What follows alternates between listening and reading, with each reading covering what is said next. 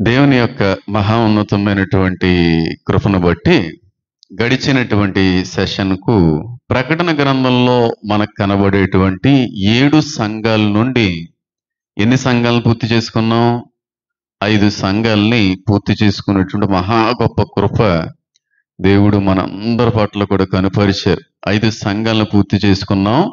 ఈరోజు మనం మాట్లాడుకోబోయేటువంటి 6వ సంఘమే ఫిలదెల్ఫియా అనేటువంటి సంఘం. ఆ సంఘం యొక్క ప్రత్యేకత ఏంటి? దేవుడు ఆ సంఘంతో ఏం మాట్లాడాలనుకుంటున్నాడు? అసలు ఆ సంఘానికి దేవుడు ఉత్తరం ఏమి రాశాడు? ఆ ఉత్తరం ప్రస్తుత సార్వత్రిక సంఘానికి ఏ విధంగా వర్తిస్తుంది అనేటువంటి అనేక విషయాలు ఈ రోజున మనందరం కూడా ధ్యానించుకునే ప్రయత్నం అయితే చేద్దాము. మొదటగా ప్రకటన గ్రంథము 3వ అధ్యాయము 7వ వచనానికన్నీ మనం గమనించినట్టయితే అక్కడ సంఘం యొక్క ఆ సంఘం యొక్క ప్రస్తావన కనబడుతూ ఉంది.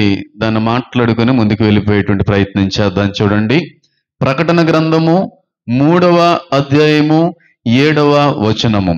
ఫిలదెల్ఫియాలో ఉన్న సంఘపు దూతకు ఇలాగు రాయుము. ఏ సంఘపు దూతకంట? ఫిలదెల్ఫియాలో ఉన్న సంఘపు పాస్టర్ గారికి ఇలాగు రాయి అని చెప్పి దేవుడు ఉత్తరం రాయిస్తా ఉన్నాడు. ప్రస్తుతం ఆ ప్లేస్ ఉందా, ఆ ప్రాంతం ఉందా అని ఆలోచన చేస్తే ఇప్పటికీ కూడా ప్రాంతం అనేటువంటిది కనబడుతుంది. అయితే ప్రస్తుతం దాన్ని ఫిలదెల్ఫియా అని పిలవట్లేదు, కానీ అల్లా సెహిర్ అని పిలుస్తా ఉన్నారు. ఫిలదెల్ఫియా అని ఒకప్పుడు పిలువబడతా ఉండేది, కానీ ప్రస్తుతం దాన్ని అల్లా సెహిర్ అనేటువంటి పేరుతో ఆ ప్రాంతం అంతటినే కూడా పిలిచే ప్రయత్నం చేస్తున్నాడు. అయితే ఈ 7 సంఘాలలో దేవుడు ఎక్కువగా మెచ్చుకున్నటువంటి సంఘం ఏదన్నా ఉందంటే ఈ ఫిలదెల్ఫియాయే. 7 సంఘాల్లో దేవుడు ఎక్కడా కూడా తిట్టనటువంటిది సంఘం ఏదన్నా ఉందంటే ఈ ఫిలదెల్ఫియా. అంత మెచ్చుకున్నాడు ఈ సంఘాన్ని, ఎక్కడ కూడా తిట్టడానికి కూడా ఇష్టపడలేదు. అంతగా ఎదిగి ఒదిగినటువంటి సంఘమే ఈ ఫిలదెల్ఫియా అనేటువంటి సంఘం. కాబట్టి ఈ సంఘంగా మనం ఉండాలి అనేటువంటిదే దేవుడి యొక్క ఉద్దేశం. చాలా సేవలు, చాలా సంఘాలకు కూడా ఫిలదెల్ఫియా అనేటువంటి సంఘం పేర్లు కూడా చాలా మందికి ఉంటాయి, చాలా మంది పెట్టుకుంటా ఉంటారు. అయితే అదంతా కూడా మన తర్వాత గమనిద్దాం. కానీ ఈ ప్రాంతం యొక్క, ఈ ఫిలదెల్ఫియా యొక్క పట్టణం యొక్క ప్రాముఖ్యత ఏంటి, దాని యొక్క గొప్పతనం ఏంటంటే రిచెస్ట్ ప్లేస్. ధనవంతులు మాత్రమే ఈ ప్రదేశంలో ఉంటారేమో అనేంతగా కట్టబడినటువంటి ప్లేస్. మొత్తం పట్టణం అంతా కూడా పూర్తిగా బిల్డింగులతో కట్టబడినటువంటి ప్రదేశంగా కనబడతాం. పూర్తిగా బిల్డింగ్లు, ఇంకా రిచెస్ట్ ఫెలోస్ ఉండేటువంటి ప్లేస్ కనుక రిచెస్ట్ కన్స్ట్రక్షన్స్ అన్నీ కూడా, బిల్డింగ్స్ అన్నీ కూడా వేయబడినటువంటి, కట్టబడినటువంటి ప్లేస్ ఏదన్నా ఉందంటే కూడా ఈ ప్లేసే. కాబట్టి అందరూ గొప్ప వాళ్ళు ఉంటా ఉండేవారు. పైగా ఈ పట్టణంలో వచ్చినన్ని భూకంపాలు ఇంకా ఎప్పుడూ కూడా వచ్చుండవేమో అని అనిపించే విధంగా ఉంటాయి. అంత ఎక్కువగా భూకంప దాటికి గురి అయ్యేటువంటి ప్లేస్ కూడా ఈ ఫిలదెల్ఫియా. అలా భూకంపాలు వస్తూ ఉంటే బిల్డింగులు పడిపోతూ ఉంటే మళ్ళీ బిల్డింగులు కట్టేస్తూ ఉంటారు ఎవరి సహాయం లేకుండా. అంత ధనంతో కూడినటువంటి పట్టణంగా ఈ పట్టణం కనబడతా ఉంది. క్రీస్తుకు పూర్వం ఒక 150 సంవత్సరాలు ఆ ప్రాంత కాలంలో యునేమస్ II అనేటువంటి రాజుగారు వచ్చారు.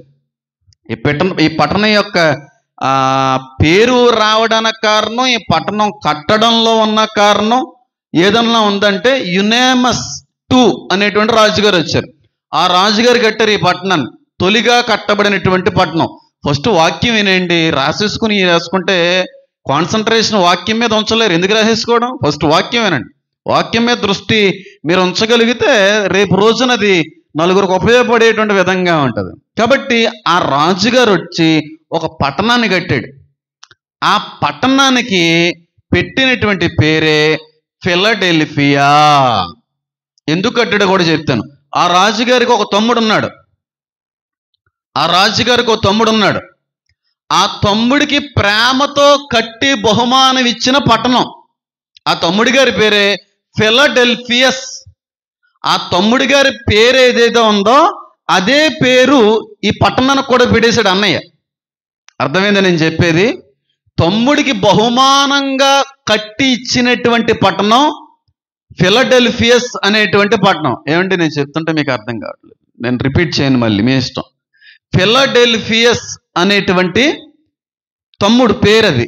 ఆ తమ్ముడికి ప్రేమతో బహుమానంగా కట్టి ఇచ్చిన పట్టణమే చెప్పండి, ఫిలడెల్ఫియా.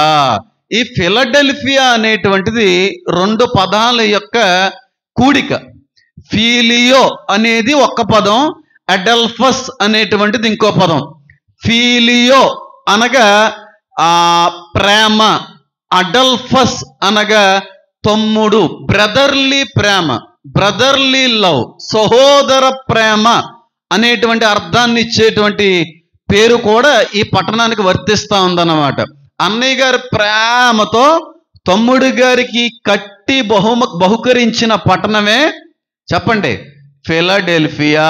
అన్నయ్య గారు తమ్ముడి గారికి ఇచ్చారంట పట్టణం, బహుమానంగా కట్టించారంట. మా నాన్నయ్యలో ఉంటారు, ఏం కడతారు మనకి? పట్టణాలు కట్టక్కర్లేదు, ఇల్లు కట్టక్కర్లేదు, కానీ సమాధులు కట్టేసేటువంటి అన్నయ్యలు ఉన్నారు. అన్నయ్య కోసం తమ్ముడు సమాధి కడుతూ ఉంటాడు, తమ్ముడు కోసం అన్నయ్య సమాధి కడుతూ ఉంటాడు. ఎందుకంటే ఆస్తి కోసం అంతే. పట్టణాలు కట్టే, ఇల్లులు కట్టే అన్నయ్యలు లేరు, కానీ ప్రస్తుత లోకంలో ఏం కట్టేటువంటి బంధువులు ఉన్నారు మనకి చెప్పాలి? సమాధులు కట్టేటువంటి అన్నయ్యల్ని తమ్ముల్ని సంపాదించుకున్నాం. ఏం కాదంటారా? ఆస్తి కోసం తమ్ముణ్ణి చంపిన అన్నయ్య, ఆస్తి కోసం అన్నయ్యని చంపినటువంటి అతి కిరాతమైనటువంటి తమ్ముడు. ఈ వార్తలు రోజుకు ఒక 30-40 వస్తుంటాయి బయట.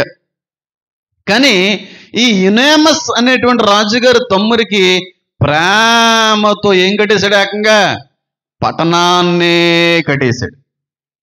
ఆ కట్టేసి తమ్ముడి పేరు పెట్టేసుకున్నాడు అన్నమాట.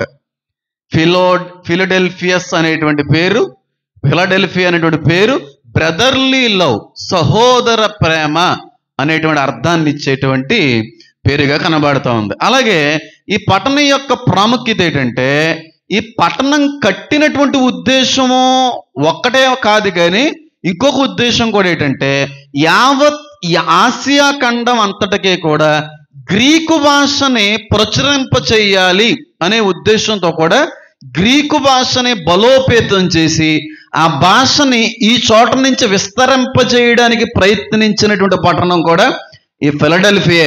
ప్రస్తుతం నరేంద్ర మోడీ గారు హిందీ భాషని యావత్ ప్రపంచానికి పరిచయం చేయాలని చెప్పి ఎలాగైతే అనుకుంటున్నారో, ఇంగ్లీష్ అనేటువంటి సబ్జెక్ట్ కానీ, ఇంగ్లీష్ అనేటువంటి భాష కానీ మన దేశంలో ఉండడానికి వీలు లేదనేటువంటి ఆలోచనలో వాళ్ళు ఎలాగైతే వెళ్తున్నారో, అదే విధంగా ఆనాటి రాజులు ఇక్కడంతా కూడా గ్రీకులు ఉన్నారు కనుక ఈ గ్రీకు భాష అంతా కూడా యావత్ ప్రపంచానికి తెలియపరచాలి అనే ఉద్దేశంతో కూడా ఒక ఆలోచన తీసుకుని, ఆలోచనకి బీజం వేసినటువంటి, మూలం వేసినటువంటి పట్టణం కూడా ఈ ఫిలడెల్ఫియా అనేటువంటి పట్టణమే.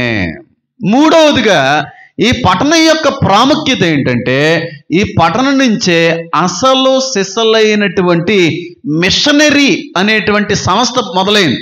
మిషనరీస్ ఉన్నారు కదా, మదర్ తెరీసా గారు, లేదంటే వేరే వేరే దేశాల నుంచి వచ్చి సేవ చేయడానికి వేరే దేశాలకు వెళ్ళిపోయినటువంటి వాళ్ళందరూ కూడా మిషనరీలే. అలాంటి వారందరూ కూడా ఈ పట్టణంలో నుండే ఎక్కువగా బయటకు వచ్చారు. మిషనరీస్ని పరిచయం చేసిన సంఘం కూడా ఈ ఫిలడెల్ఫియా. అంత అద్భుతంగా కట్టబడినటువంటి సంఘం ఫిలడెల్ఫియా చాలా బాగా ఎదిగింది. పెర్సిక్యూషన్ కూడా అలాగే ఉంది, శ్రమలు కూడా అలా ఉన్నాయి, అన్యుల నుంచి వచ్చేటువంటి ఒత్తిడి, ఇబ్బంది కూడా అంతే ఉంది. ముస్లిమ్స్, టర్క్స్ వీళ్ళందరూ కూడా వచ్చేసి ఆ స్థలంలో నిలబడిపోయినటువంటి కారణాన్ని బట్టి ఎక్కువగా ఇబ్బందులు పాలైనటువంటి సంఘం కూడా ఈ ఫిలడెల్ఫియాయే. కానీ ఈ దేవుడు ఈ సంఘాన్ని బాగా మెచ్చుకున్నాడు. ఎక్కడా కూడా తిట్టడానికి ఇష్టపడనే లేదు. ఎందుకు ఇష్టపడలేదు అని అంటే, అంత ఆత్మీయంగా ఎదిగింది. ఫిలడెల్ఫియా సంఘంలాగా ప్రస్తుత సంఘాలు కూడా కట్టబడాలి. దేవుడు ప్రపంచంలో కొన్ని లక్షల సంఘాలు ఉన్నాయి. ఆ సంఘాల్లో తిట్టే సంఘాలు ఉన్నాయి, మెచ్చుకునే సంఘాలు ఉన్నాయి. కానీ ఆ విషయం వాళ్ళకి తెలియదు. దేవుడు వారిని బట్టి మెచ్చుకుంటున్నారా మమ్మల్ని అనే విషయం తెలియదు. మా పరిస్థితులను బట్టి, మా అనుభవాలను బట్టి దేవుడు తిట్టుకుంటున్నాడా లేదా అనేటువంటి విషయాన్ని కూడా చాలా మంది గ్రహించలేనటువంటి దుస్థితిలో పడిపోయారు. కాబట్టి ఈ ఫిలడెల్ఫియా అనేటువంటి సంఘానికి దేవుడు ఉత్తరం రాస్తున్నాడు. ఆ ఉత్తరం రాస్తూ ఏం మాట్లాడుతున్నాడో, ఏం చెప్పాలనుకుంటున్నాడు ఆ సంఘానికి అనేటువంటి కొన్ని విషయాలు మాట్లాడుకుందాం. మూడు విషయాలు ప్రస్తావించాలి అనే ఆలోచనతో ఇక్కడికి వచ్చాను. వీలైతే 3 మాట్లాడతాను. సమయం ఉంటే, సమయం లేకపోతే ఒక విషయాన్ని మాట్లాడి ముగించుకునే ప్రయత్నం అయితే నేను చేస్తాను. అయితే చెప్పబోయేటువంటి విషయాలు అయితే మాత్రం మీకు కనువిప్పు కలిగించేటువంటి విషయాలు మాత్రమే కాదు, కానీ చాలా ఆశ్చర్యాన్ని కలిగించేటువంటి విషయాలు. నాకు తెలిసి మునుపెన్నడూ కూడా దీని మీద ఇంత అద్భుతమైన వివరణ ఎవరో కూడా ఇచ్చి ఉండరేమో అనేటువంటి అతిశయము దేవుని బట్టి పొందుకుంటే మాట చెప్పగలుగుతున్నాను. ఒక మర్మం అనుకుంటారా, రహస్యం అనుకుంటారా, మీరు ఏమనుకుంటారా అనుకోండి, అలాంటి కొన్ని విషయాలు ఈ సంఘం యొక్క ఉత్తరంలో నుంచి మనం నేర్చుకునే ప్రయత్నం అయితే చేద్దాం. ప్రకటన గ్రంథము 3వ అధ్యాయము. ప్రకటన గ్రంథము 3వ అధ్యాయము మొదటి నుంచి నేను చదువుతున్నాను. జాగ్రత్తగా గమనించే ప్రయత్నం చేయండి. ఫిలదెల్ఫియాలో ఉన్న సంఘపు దూతకు చెప్పండి, ఇలాగు రాయుము, దావీదు తాళపు చెవి కలిగి ఎవడును వేయలేకుండా తీయవాడును, ఎవడును తీయలేకుండా వేయువాడునైనా సత్యస్వరూపియగు పరిశుద్ధుడు చెప్పు సంగతులేవనగా. మొట్టమొదట వచనంలోనే యేసుక్రీస్తు ప్రభు వారి యొక్క పరిచయం ఆ చోట కనబడతా ఉంది. దావీదు తాళపు చెవులు కలిగి ఉన్నవాడు చెప్పు సంగతులేమనగా, అంటే దావీదు గారి తాళపు చెవులు ఎవరి చేతిలో ఉన్నాయన్నమాట? దేవుడు అనకండి, యేసుక్రీస్తు ప్రభు వారి యొక్క పరిచయం కనబడుతుందని చెప్పాను ఇక్కడ నేను. కాబట్టి దేవుడే ఆయన, కానీ పరిచయం చేసుకున్నటువంటి వ్యక్తి ఎవరో అని గమనిస్తూ మాట్లాడాడు. కాబట్టి దావీదు తాళపు చెవులు ఎవరాధీనం స్వాధీనంలో ఉన్నాయంట? చెప్పండి. యేసుక్రీస్తు ప్రభు వారి యొక్క ఆధీనంలోకి వచ్చాయి అనేటువంటి మాట కనబడుతుంది. దావీదు తాళపు చెవి కలిగి ఎవడును వెయ్యలేకుండా తీయువాడును, ఎవడును తీయలేకుండా వేయువాడునైనా సత్యస్వరూపియగు పరిశుద్ధుడు చెప్పు సంగతులేవనగా. మళ్ళీ అక్కడ కనెక్ట్ చేస్తున్నాడు. సత్యస్వరూపియగు అనేటువంటిది ఒకటే, పరిశుద్ధుడు అనేటువంటి ఒక పదాన్ని అక్కడ యాడ్ చేశాడు. దానివల్ల చాలా ఉపయోగం ఉంది, కానీ దాంట్లోకి నేను వెళ్ళాలనే ఆలోచన లేదు. దావీదికి ఏవో తాళపు చెవులు ఉన్నాయి, అంతేనా దాని అర్థం? చాలామంది అత్తయ్య గారికి ఇక్కడ పెట్టుకుంటారు తాళపు గుర్తు.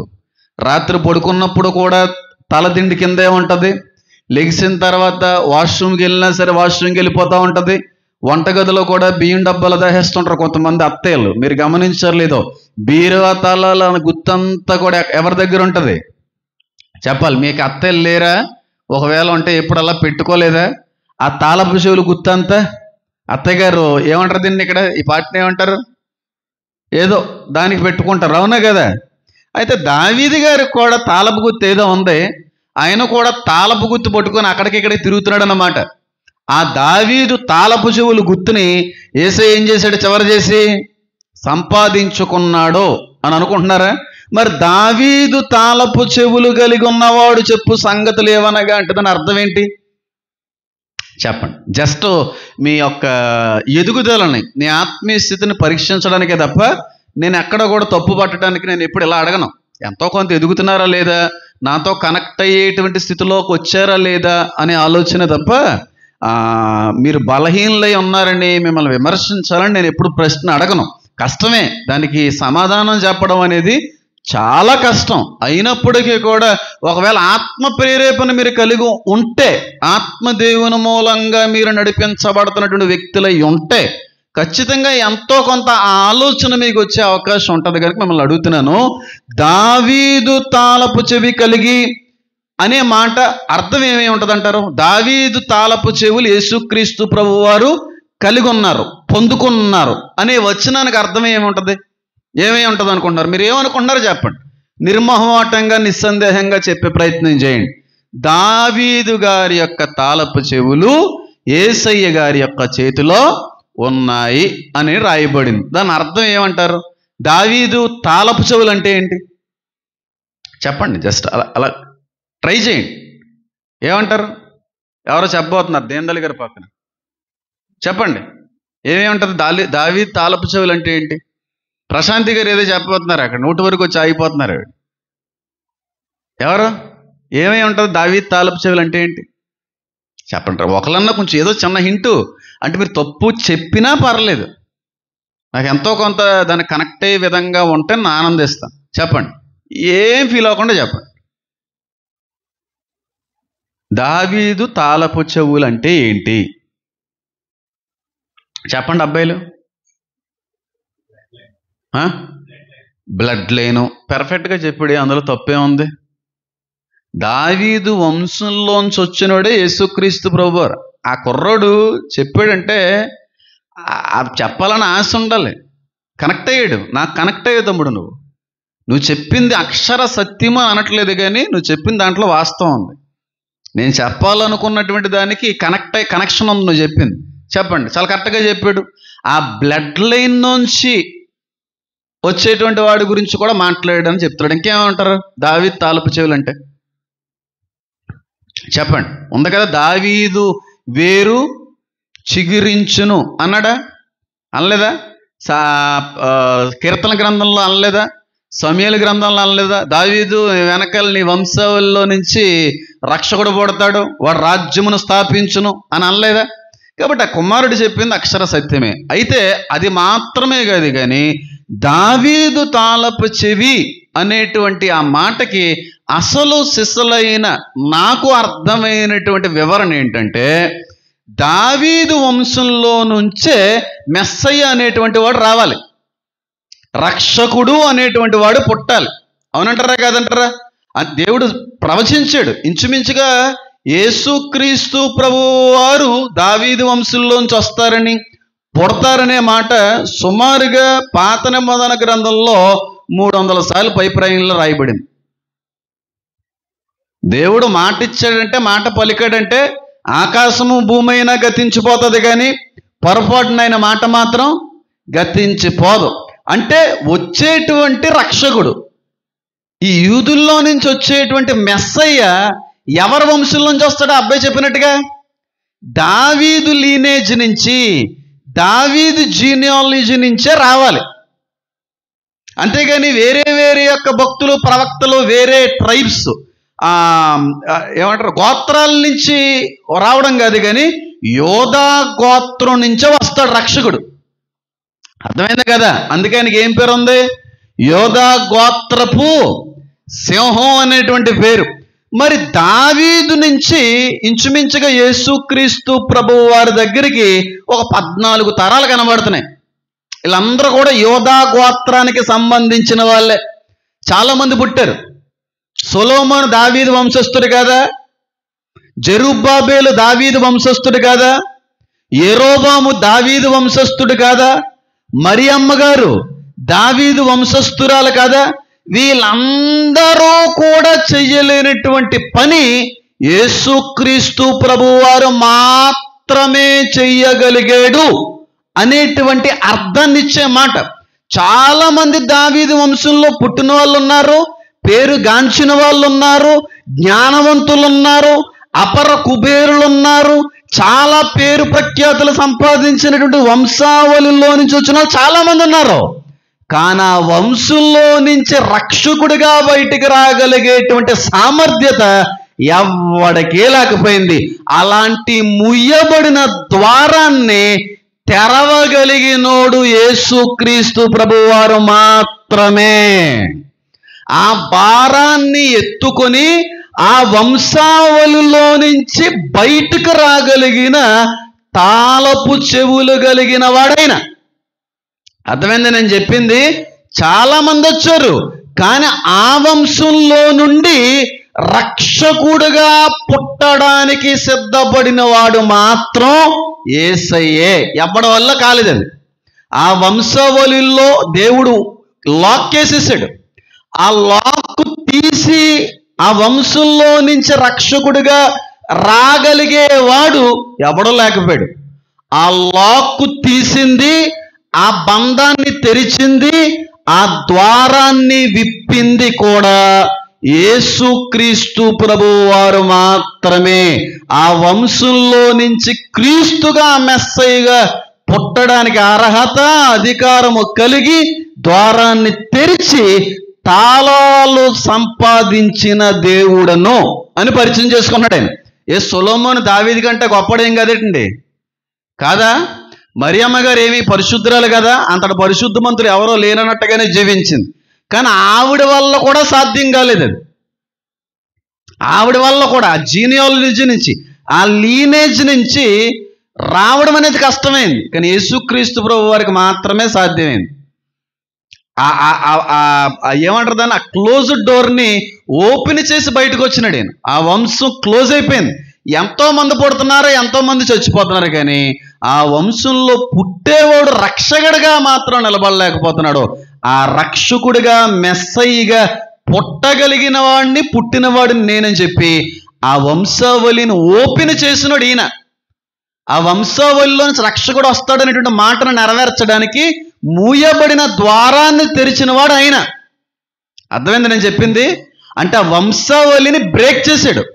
అప్పటి వరకు క్లోజ్డ్ ఉంది. ఎప్పుడైతే బ్రేక్ చేశాడో అప్పుడు ఆయన రాగలిగాడు అన్నమాట. ఎవరూ నెరవేర్చలేకపోయారు ఆ ప్రవచనాన్ని. అన్ని వందల ప్రవచనాలని ఎవరో కూడా నెరవేర్చలేకపోయారు, కానీ ఈయన మాత్రమే ఆ క్లోజ్డ్ డోర్ని ఏం చేశాడు, ఆయన తెరవగలిగాడు. అంటే దావీదు యొక్క వంశపు తాళాలు ఈయన చేతిలోకి వచ్చినాయి. అర్థమైంది నేను చెప్పింది? అర్థం అవ్వలేదా? దీని గురించి మాట్లాడాలంటే హోల్ సెషన్ అంతా కూడా మాట్లాడచ్చు. అంత పెద్ద సబ్జెక్ట్ ఇది. అంత పెద్ద సబ్జెక్ట్ని కుదించి 10 నిమిషాల్లో చెప్పడం అనేది కూడా కొంచెం ఇబ్బంది. కానీ సాధ్యమైనంత వరకు కూడా మీ అందరికీ అర్థమయ్యే విధంగా చెప్పాను. మీకు అర్థమైందని నేను అనుకుంటున్నాను. ఎంతమందికి అర్థమైంది?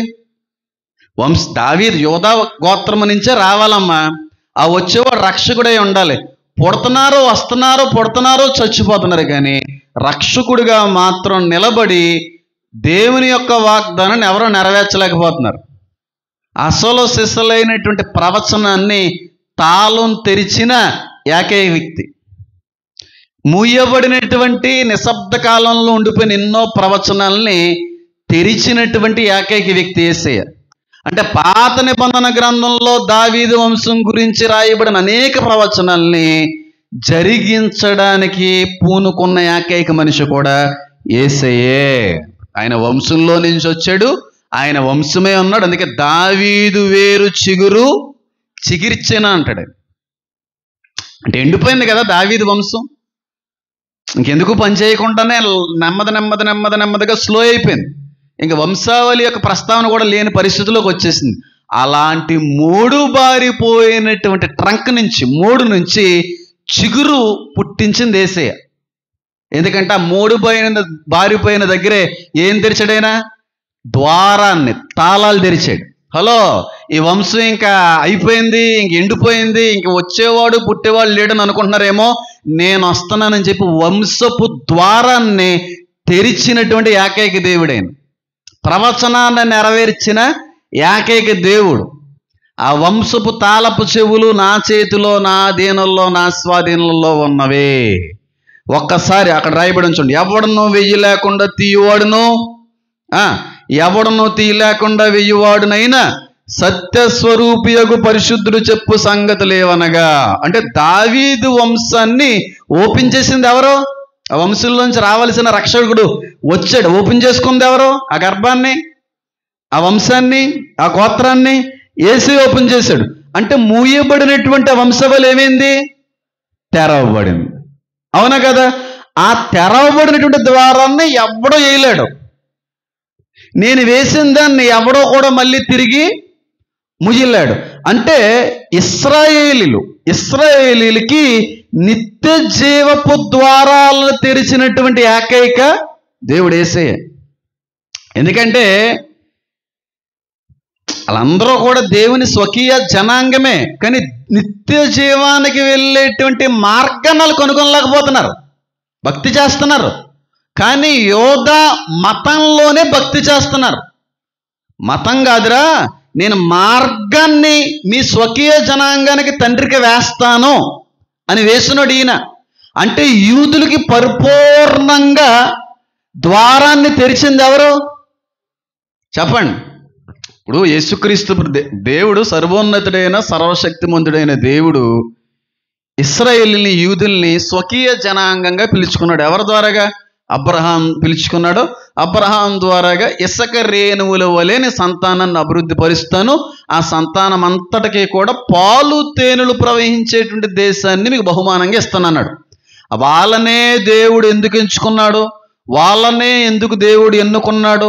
ఇంకెవరో లేరా? ప్రపంచంలో ఇన్ని కోట్ల మంది ఉన్నప్పటికీ ఇశ్రాయేలులకి అంత ప్రత్యేకమైన గుర్తింపు ఎందుకు దేవుడిచ్చాడు? వాళ్ళనే ప్రత్యేకమైన ప్రజలుగా దేవుడు ఎందుకు ఎంచాడు? వాళ్ళనే ప్రత్యేకంగా దేవుడు ఎందుకు పిలుచుకున్నాడంటే దానికి తగిన క్వశ్చన్కి ఆన్సరు నీకు అనవసరం, ఆయన ఇష్టం.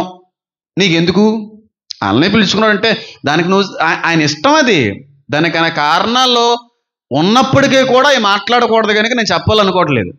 ఆయన ఇష్టం, ఆ జనాంగాన్ని పిలుచుకున్నాడు. ఇప్పుడు అంత పిలుచుకున్నంత మాత్రాన మనకంటే వాళ్ళని ఎక్కువ ప్రేమిస్తున్నాడు అనడానికి వీల్లేదు. వాస్తవానికి ఎక్కువగా రక్షణ పొందుకుంది మనమే. అన్ని జనాంగానికి పూర్తి ద్వారాలు తెరిచింది కూడా ఆ దేవుడే. ఇంకా వాళ్ళకి లేని రక్షణ మనకుంది కాబట్టి వాళ్ళకంటే కూడా ఏ విషయంలో కూడా మనల్ని తక్కువ కాదు, మనల్ని అంతకంటే కూడా ఎక్కువగానే ప్రేమిస్తున్నాడు. కానీ మొదటి వారు వెనక్కి వెళ్ళిపోయారు, తర్వాత వారైనా మనం మొదటి జాబితాలోకి వెళ్ళిపోయాం. అక్కడ అది తేడా. మొదటి వారు కడపటి వారుగాను, కడపటిగా వచ్చిన అన్యులు మొదటి దేవుని జనాంగంగా మారిపోయారు. అది వాక్య ప్రవచనం నెరవేరింది. మొదటగా పిలుచుకున్నది దేవుడు వాళ్ళని, కానీ ఎక్కడికి వెళ్ళిపోయారు వాళ్ళు? క్రీస్తుని నమ్మకుండా వెనక్కి వెళ్ళిపోయారు. వెనకాల వచ్చిన వాళ్ళు మనం, వెనకాల పిలువబడిన వాళ్ళు మనం, కానీ మనం మొదట అయిపోయాం. మొదటగా రక్షణ పొందుకుని దేవుడి స్వకీయ జనాంగ తొలి జాబితాల్లో, తొలి పంటలోకి, తొలి ఫలంలోకి మనం వెళ్ళాం. ఎవరు? క్రైస్తవ సార్వత్రిక సంఘం. ఇంకా యూదులు రక్షణ పొందుకోలేదు, కానీ యూదులకి ఇంకా పూర్తిగా ద్వారాలు ఆయన ఏం చేశాడు? ఆయన పుట్టుక ద్వారాగా యూదులందరికీ కూడా తండ్రి దగ్గరికి వెళ్ళేటువంటి నిత్య జీవ మార్గాన్ని తెరిచే ఉంచాడు. ఆ తెరిచిన ద్వారాన్ని ఎవ్వడో వేయలేడు. ఒకవేళ నేను ముయ్యాలనుకుంటే ఎవ్వడో కూడా తెరవలేరు. అర్థమైంది నేను ఇప్పుడు చెప్పింది? అర్థమైంది నేను చెప్పింది? వాస్తవానికి యూదులు ఇప్పటికే కూడా యేసుక్రీస్తు ప్రభువారు నిజమైన దేవుడు అని నమ్మరు, కానీ యేసయ్య మాత్రం అందరికీ ఈ యూదా గోత్రం నుంచి వచ్చి దావీదు వంశం నుంచి వచ్చిన ఈయన ఇశ్రాయేల్ అందరికీ ద్వారం తెరిచాడు, తెరిచే ఉంచాడు ఇప్పటికే కూడా. కానీ ఇప్పటికీ కూడా యూదులు తెరిచినటువంటి దావీదు వంశంలోంచి వచ్చినటువంటి క్రీస్తుని విశ్వసించడానికి అసలు ఇష్టం ఉండదు. అర్థమైందని నేను చెప్పింది లేదా? 430 సంవత్సరాలు ఐగుప్తులో ఎవరినైతే దేవుడు కాచి కాపాడి విడిపించి నడిపించి ఒక దేశంలోకి వాళ్ళని కట్టాడో వాళ్ళకి యేసుక్రీస్తు ప్రభువారు అంటే నచ్చదు. యేసయ్య దేవుడు అంటే వాళ్ళకి గిట్టదు. దేవుడు కాదని అంటారు. ఆయన ఒక ప్రవక్త, అసలు సాదాసీదా మనిషి అంటారు. ఆయన దేవుడే మానవుడిగా వచ్చాడంటే ఇప్పటికీ నమ్మరు. ఫస్ట్గా రక్షణ ద్వారం తెరిచింది వాళ్ళకే, వాళ్ళు వెళ్ళలేదు ఆ ద్వారంలోకి, మనం వెళ్ళాం. పేతురులు కూడా అదే తప్పు చేస్తారు. యేసయ్య ఏమంటాడంటే మీరు సర్వలోకానికి వెళ్ళి సర్వ సృష్టికి ఏం చేయండి? సువార్తను ప్రకటించండి. కానీ పేతురు ఏం చేస్తుంటాడు? అపోస్తులు అందరూ ఏం చేస్తుంటారు? శిష్యులు ఏం చేస్తుంటారు? యూదులకు మాత్రమే సువార్త అన్నప్పుడు పౌలు గారు ఎంటర్ అవుతారు. హలో, యూదులకు మాత్రమే సువార్త ఏంటి? వాళ్ళ అన్యులు, వాళ్ళకు కూడా సువార్త ఉండాలి. మన వాళ్ళు మాత్రమే కాదు, వాళ్ళందరికీ కూడా మనం సువార్త ప్రకటించవలసిన అవసరం ఉందని అక్కడి నుంచి అపోస్తులు శిష్యులందరికీ కూడా అన్య జనాంగానికి కూడా సువార్త ప్రకటించాలి అనేటువంటి ఆలోచన పుట్టించిన వ్యక్తి ఈయన. అర్థమైంది నేను చెప్పింది? కాబట్టి మనకున్నటువంటి అంటే బయట ప్రజలైనటువంటి మనకున్న రక్షణ ప్రస్తుత దేవుని స్వకీయ జనాంగమైనటువంటి యూదులకి ఏమి లేదు, రక్షణ లేదు. కానీ ద్వారాలు ఇంకా తెరిచే ఉంచాడు. యావత్ యూదుల యొక్క సంఖ్య అంతటికీ, జనాంగం అంతటికీ కూడా ఇప్పటికీ రక్షణ ద్వారం తెరిచి ఉంచిన దేవుడను అని పరిచయం చేసుకుంటాడు ఆయన. నమ్మరు, ఇప్పటికే నమ్మరాలు. ఎందుకు ఇశ్రాయేలీలు యూదులు యేసుక్రీస్తు ప్రభువారిని దేవుడు అని నమ్మరు అంటే చాలా కారణాలు ఉన్నాయి. అందుకే చాలామంది హైందవ భక్తుల్లో లలిత్ కుమార్ గారు, కరుణాకర్ సుగ్గునా గారు, లేదంటే ఎక్కువగా వీళ్ళిద్దరు ఎక్కువ మాట్లాడుతుంటారు. ఏమనంటే, ఒరే యేసు పుట్టినటువంటి చోటే యేసుకు విలువ లేదు కదరా అంటారు. వాళ్ళు అస్తమాటలు అంటూ ఉంటారు, అస్తమాటలు. రీసెంట్గా ఒక పెద్ద స్టూడియోలో రాధా మనోహర్ గారు కూడా ఏదో ఇంటర్వ్యూ చేశారు. వాళ్ళు స్టూడియో వాళ్ళు నాకు పంపించారు. నన్ను ఎత్తి మళ్ళీ మాట్లాడి నేను మళ్ళీ ఏమైనా రియాక్ట్ అవుతానేమో. నేనేమో రియాక్ట్ అవ్వలేదు. హేమనో మీ చెల్లిని బైబిల్ని అందరి ముందు చదివించగలవా అని ఆయన కౌంటర్ వేశాడు రాధా మనోహర్ దాస్ రీసెంట్గా స్టూడియోలోనే. అది అలా కట్ చేసి నాకు పంపించారు. నేను అసలు రియాక్ట్ అవ్వలేదు. షాలేం రాజు మీ భార్యని తీసుకుని వచ్చి బైబిల్ చదివించగలవా, హేమనో మీ చెల్లిని బైబిల్ చదివించగలవా అని కౌంటర్ వేసుకుని వచ్చాడు ఆయన. అలాంటి కొంతమంది వక్తలు ఎప్పుడూ గౌరవమే, ఎప్పుడు వాళ్ళ ద్వేషంతో తిట్టుకోను, నా ఇంటి వాళ్ళకంటే ఎక్కువ ప్రేమిస్తాను. అయితే చాలామందిలో ఈ లలిత్ కుమార్ గారు, కరుణాకర్ సుగ్గుని గారు ఎక్కువగా మనల్ని పొడవడానికి, మనల్ని వేలెత్తి చూపడానికి ప్రయత్నించేటువంటి కారణాల్లో ఒక కారణం ఏంటంటే యేసయ్య దేవుడు అని చెప్పి యావత్ ప్రపంచం అంతా కూడా యేసయ్య అని మారిపోతున్నారా. కానీ యేసయ్య పుట్టినటువంటి దేశంలో యేసయ్యకి వాల్యూ లేదు కదరా. యేసయ్య పుట్టినటువంటి ఇశ్రాయేల్లో యేసుక్రీస్తు ప్రభు వారికి అసలు విలువే లేదు కదా. యేసుక్రీస్తు ప్రభు వారు పుట్టి చనిపోయినటువంటి ప్లేసులో క్రైస్తవులు ఎంతమంది ఉన్నారు? 1% ఉన్నారు. 1%. మామూలుగానే ఆ దేశం యొక్క సంఖ్య 90 లక్షల దగ్గర ఎంతో ఉన్నారు. 1 కోటి కూడా కాదు, చాలా తక్కువ సంఖ్య. ఇంకా అంత కూడా కాదు అనుకోండి, ఇంకా తక్కువే. అందులో 1% అంటే 1% క్రైస్తవులు లేరు అక్కడ. అందరూ యూదులే. అంటే ఆది స్వకీయ జనాంగం, దేవుడు పిలుచుకున్నటువంటి ఇశ్రాయేలీయులు అందరూ. ఆ దేశంలో క్రిస్టియన్ పాపులేషన్ ఎంత ఉందంటే 1%. కానీ ప్రపంచవ్యాప్తంగా క్రిస్టియన్ పాపులేషన్ ఎంత ఉందంటే 100లో 60 to 70% దగ్గరికి వచ్చేసింది. అంటే 800 కోట్ల మంది ప్రపంచ జనాభాలో 380 కోట్ల మంది క్రైస్తవులు ఉన్నారు. కానీ క్రీస్తు పుట్టిన ఇశ్రాయేలులో క్రైస్తవులు 1% కూడా లేరని చెప్పి చాలా ఎగతాళి చేస్తూ మాట్లాడుతూ ఉంటారు. కానీ వాళ్ళకి తెలియనటువంటి విషయం ఏంటంటే వాళ్ళ హృదయాలని, వాళ్ళ గుండెలను దేవుడు కఠినపరిచాడు అనేటువంటి మాట కూడా బైబిల్లో రాయబడం. ఎందుకంటే తర్వాత శ్రమకాలంలో అర్థమవుతుంది. 1% క్రిస్టియన్స్. ప్రపంచ 800 కోట్ల మందిలో 400 కోట్ల మంది క్రైస్తవులు ఉంటే క్రీస్తు పుట్టినటువంటి దేశంలో 1% కూడా క్రైస్తవులు లేరు. 2% 3% ముస్లిమ్సే ఉన్నారు. ఇంకా ఇక్కడ మనకంటే ఎక్కువ వాళ్ళే ఉన్నారు. నమ్మరు యూదులు. యేసు దేవుడు అంటే నమ్మరు, యేసు రక్షకుడు అంటే నమ్మరు, యేసే రానయ్య ఉన్నవాడు వచ్చి వెళ్ళిపోయాడు అని అంటే రమ్మరు. నమ్మకపోగా ఈ యూదులలో ఎవరైనా సరే యేసుక్రీస్తు ప్రభువు వారిని నమ్మి విశ్వసించి యోధా మతాన్ని విడిచి క్రైస్తవ్యానికని వచ్చారనుకోండి, వాళ్ళు ఒప్పుకోరు. పైగా వెళ్లకుండా సాయ శక్తులా కూడా ప్రయత్నిస్తారు. ఒక యూదుడు, ఇప్పుడు సౌలు యూదుడే కదా, పౌలుగా మరి యూదుడు కదా, ఏ గోత్రానికి సంబంధించినడు? బెన్యామీనుడైన. పేతురు యూదుడు కదా, మత్తయి యూదుడు కదా, లోక వీళ్ళందరూ కూడా యూదులే. ఈ యూదులే యోధా మతంలో నుంచి బయటకు వచ్చి క్రీస్తుని అంగీకరించి క్రైస్తవులు అయ్యారు. ఇప్పుడు అలాగే చాలామంది ఆనాటి ఆదిమ సంఘం నుంచి కూడా యూదుల్లో చాలామంది క్రైస్తవ్యాన్ని అంగీకరించే వాళ్ళు ఉన్నారు, ఎప్పటికే ఉన్నారు. అప్పుడు నుంచి వాళ్ళకు ఒకే ఒక ఆలోచన, మన మతంలో చాలామంది క్రీస్తుని అంగీకరించేస్తున్నారు, మన మతంలో నుంచి చాలామంది క్రైస్తవ్యాన్ని అంగీకరించేస్తున్నారు, క్రీస్తు దేవుణ్ణి అని చెప్పి ఒప్పేసుకుంటారు, మన మతానికి సంబంధించిన యూదులే అని చెప్పి ఎన్ని విధాలుగా ఆపే ప్రయత్నం చేసినప్పటికీ కూడా దాన్ని మాత్రం వాళ్ళు ఆపలేకపోయారు. ఎందుకో తెలుసా? ద్వారాన్ని ఆయన తెరిచాడు గనక. ఆయన తెరిచి ఉంచాడు పూర్తిగా ద్వారాన్ని యూదులకి. నేనే మార్గాన్ని, సత్యాన్ని, జీవాన్ని రండి అని చెప్పి దానిలోకి వెళ్లకుండా ఎంతమంది యూదులను ఆపుతున్నప్పటికీ కూడా అది జరగని పనిగానే ఇప్పటికే కనబడుతుంది. వచ్చేవాళ్ళు వచ్చేస్తున్నారు, ఉండిపోయే వాళ్ళు ఉండిపోతున్నారు. ఎందుకంటే ఆ ద్వారాన్ని తెరిచింది ఆయన. ఎవ్వరూ ఆ ద్వారాన్ని మూయలేరు. యూదులు మూసేద్దాం అనుకున్నారు, క్రైస్తవ ద్వారాన్ని మూసేద్దాం అనుకున్నారు, క్రైస్తవ్యంలోకి ఏ యూదుని కూడా వెళ్లకుండా ఆపేద్దాం అనుకున్నారు. కానీ ఎవ్వరూ ఆపలేకపోయారు, ఎవ్వరూ ద్వారాన్ని మూయలేకపోయారు, సువార్త ద్వారాన్ని. అసలు యేసుక్రీస్తు ప్రభు వారి యొక్క సువార్త ఈ దేశంలో వినబడకూడదనే కదండి యేసుని చంపేశారు. అపోస్తులు చంపేశారు. అసలు ఆడి పేరే ఎత్తకూడదురా అని చెప్పి అంత చేసినప్పటికీ ఎవరు ఆ సువార్త ద్వారా ఏం చేయలేకపోయారు, ముయ్యలేకపోయారు. ఎందుకు ముయ్యలేకపోయారు? తెరిచింది ఎవరు? అది తెరిచిన వాడిని నేనే, ముయ్యగలిగేవాడిని కూడా నేనే. కాబట్టి నేను తెరిచాను కనుక ఎవడ ముయ్యలేడు. వచ్చేవాళ్ళు చాలా మంది యూదులు ఇప్పటికీ కూడా యేసుక్రీస్తు ప్రభువుని సొంత రక్షకునిగా స్వీకరించి వచ్చేవాళ్ళు చాలా మంది ఉన్నారు.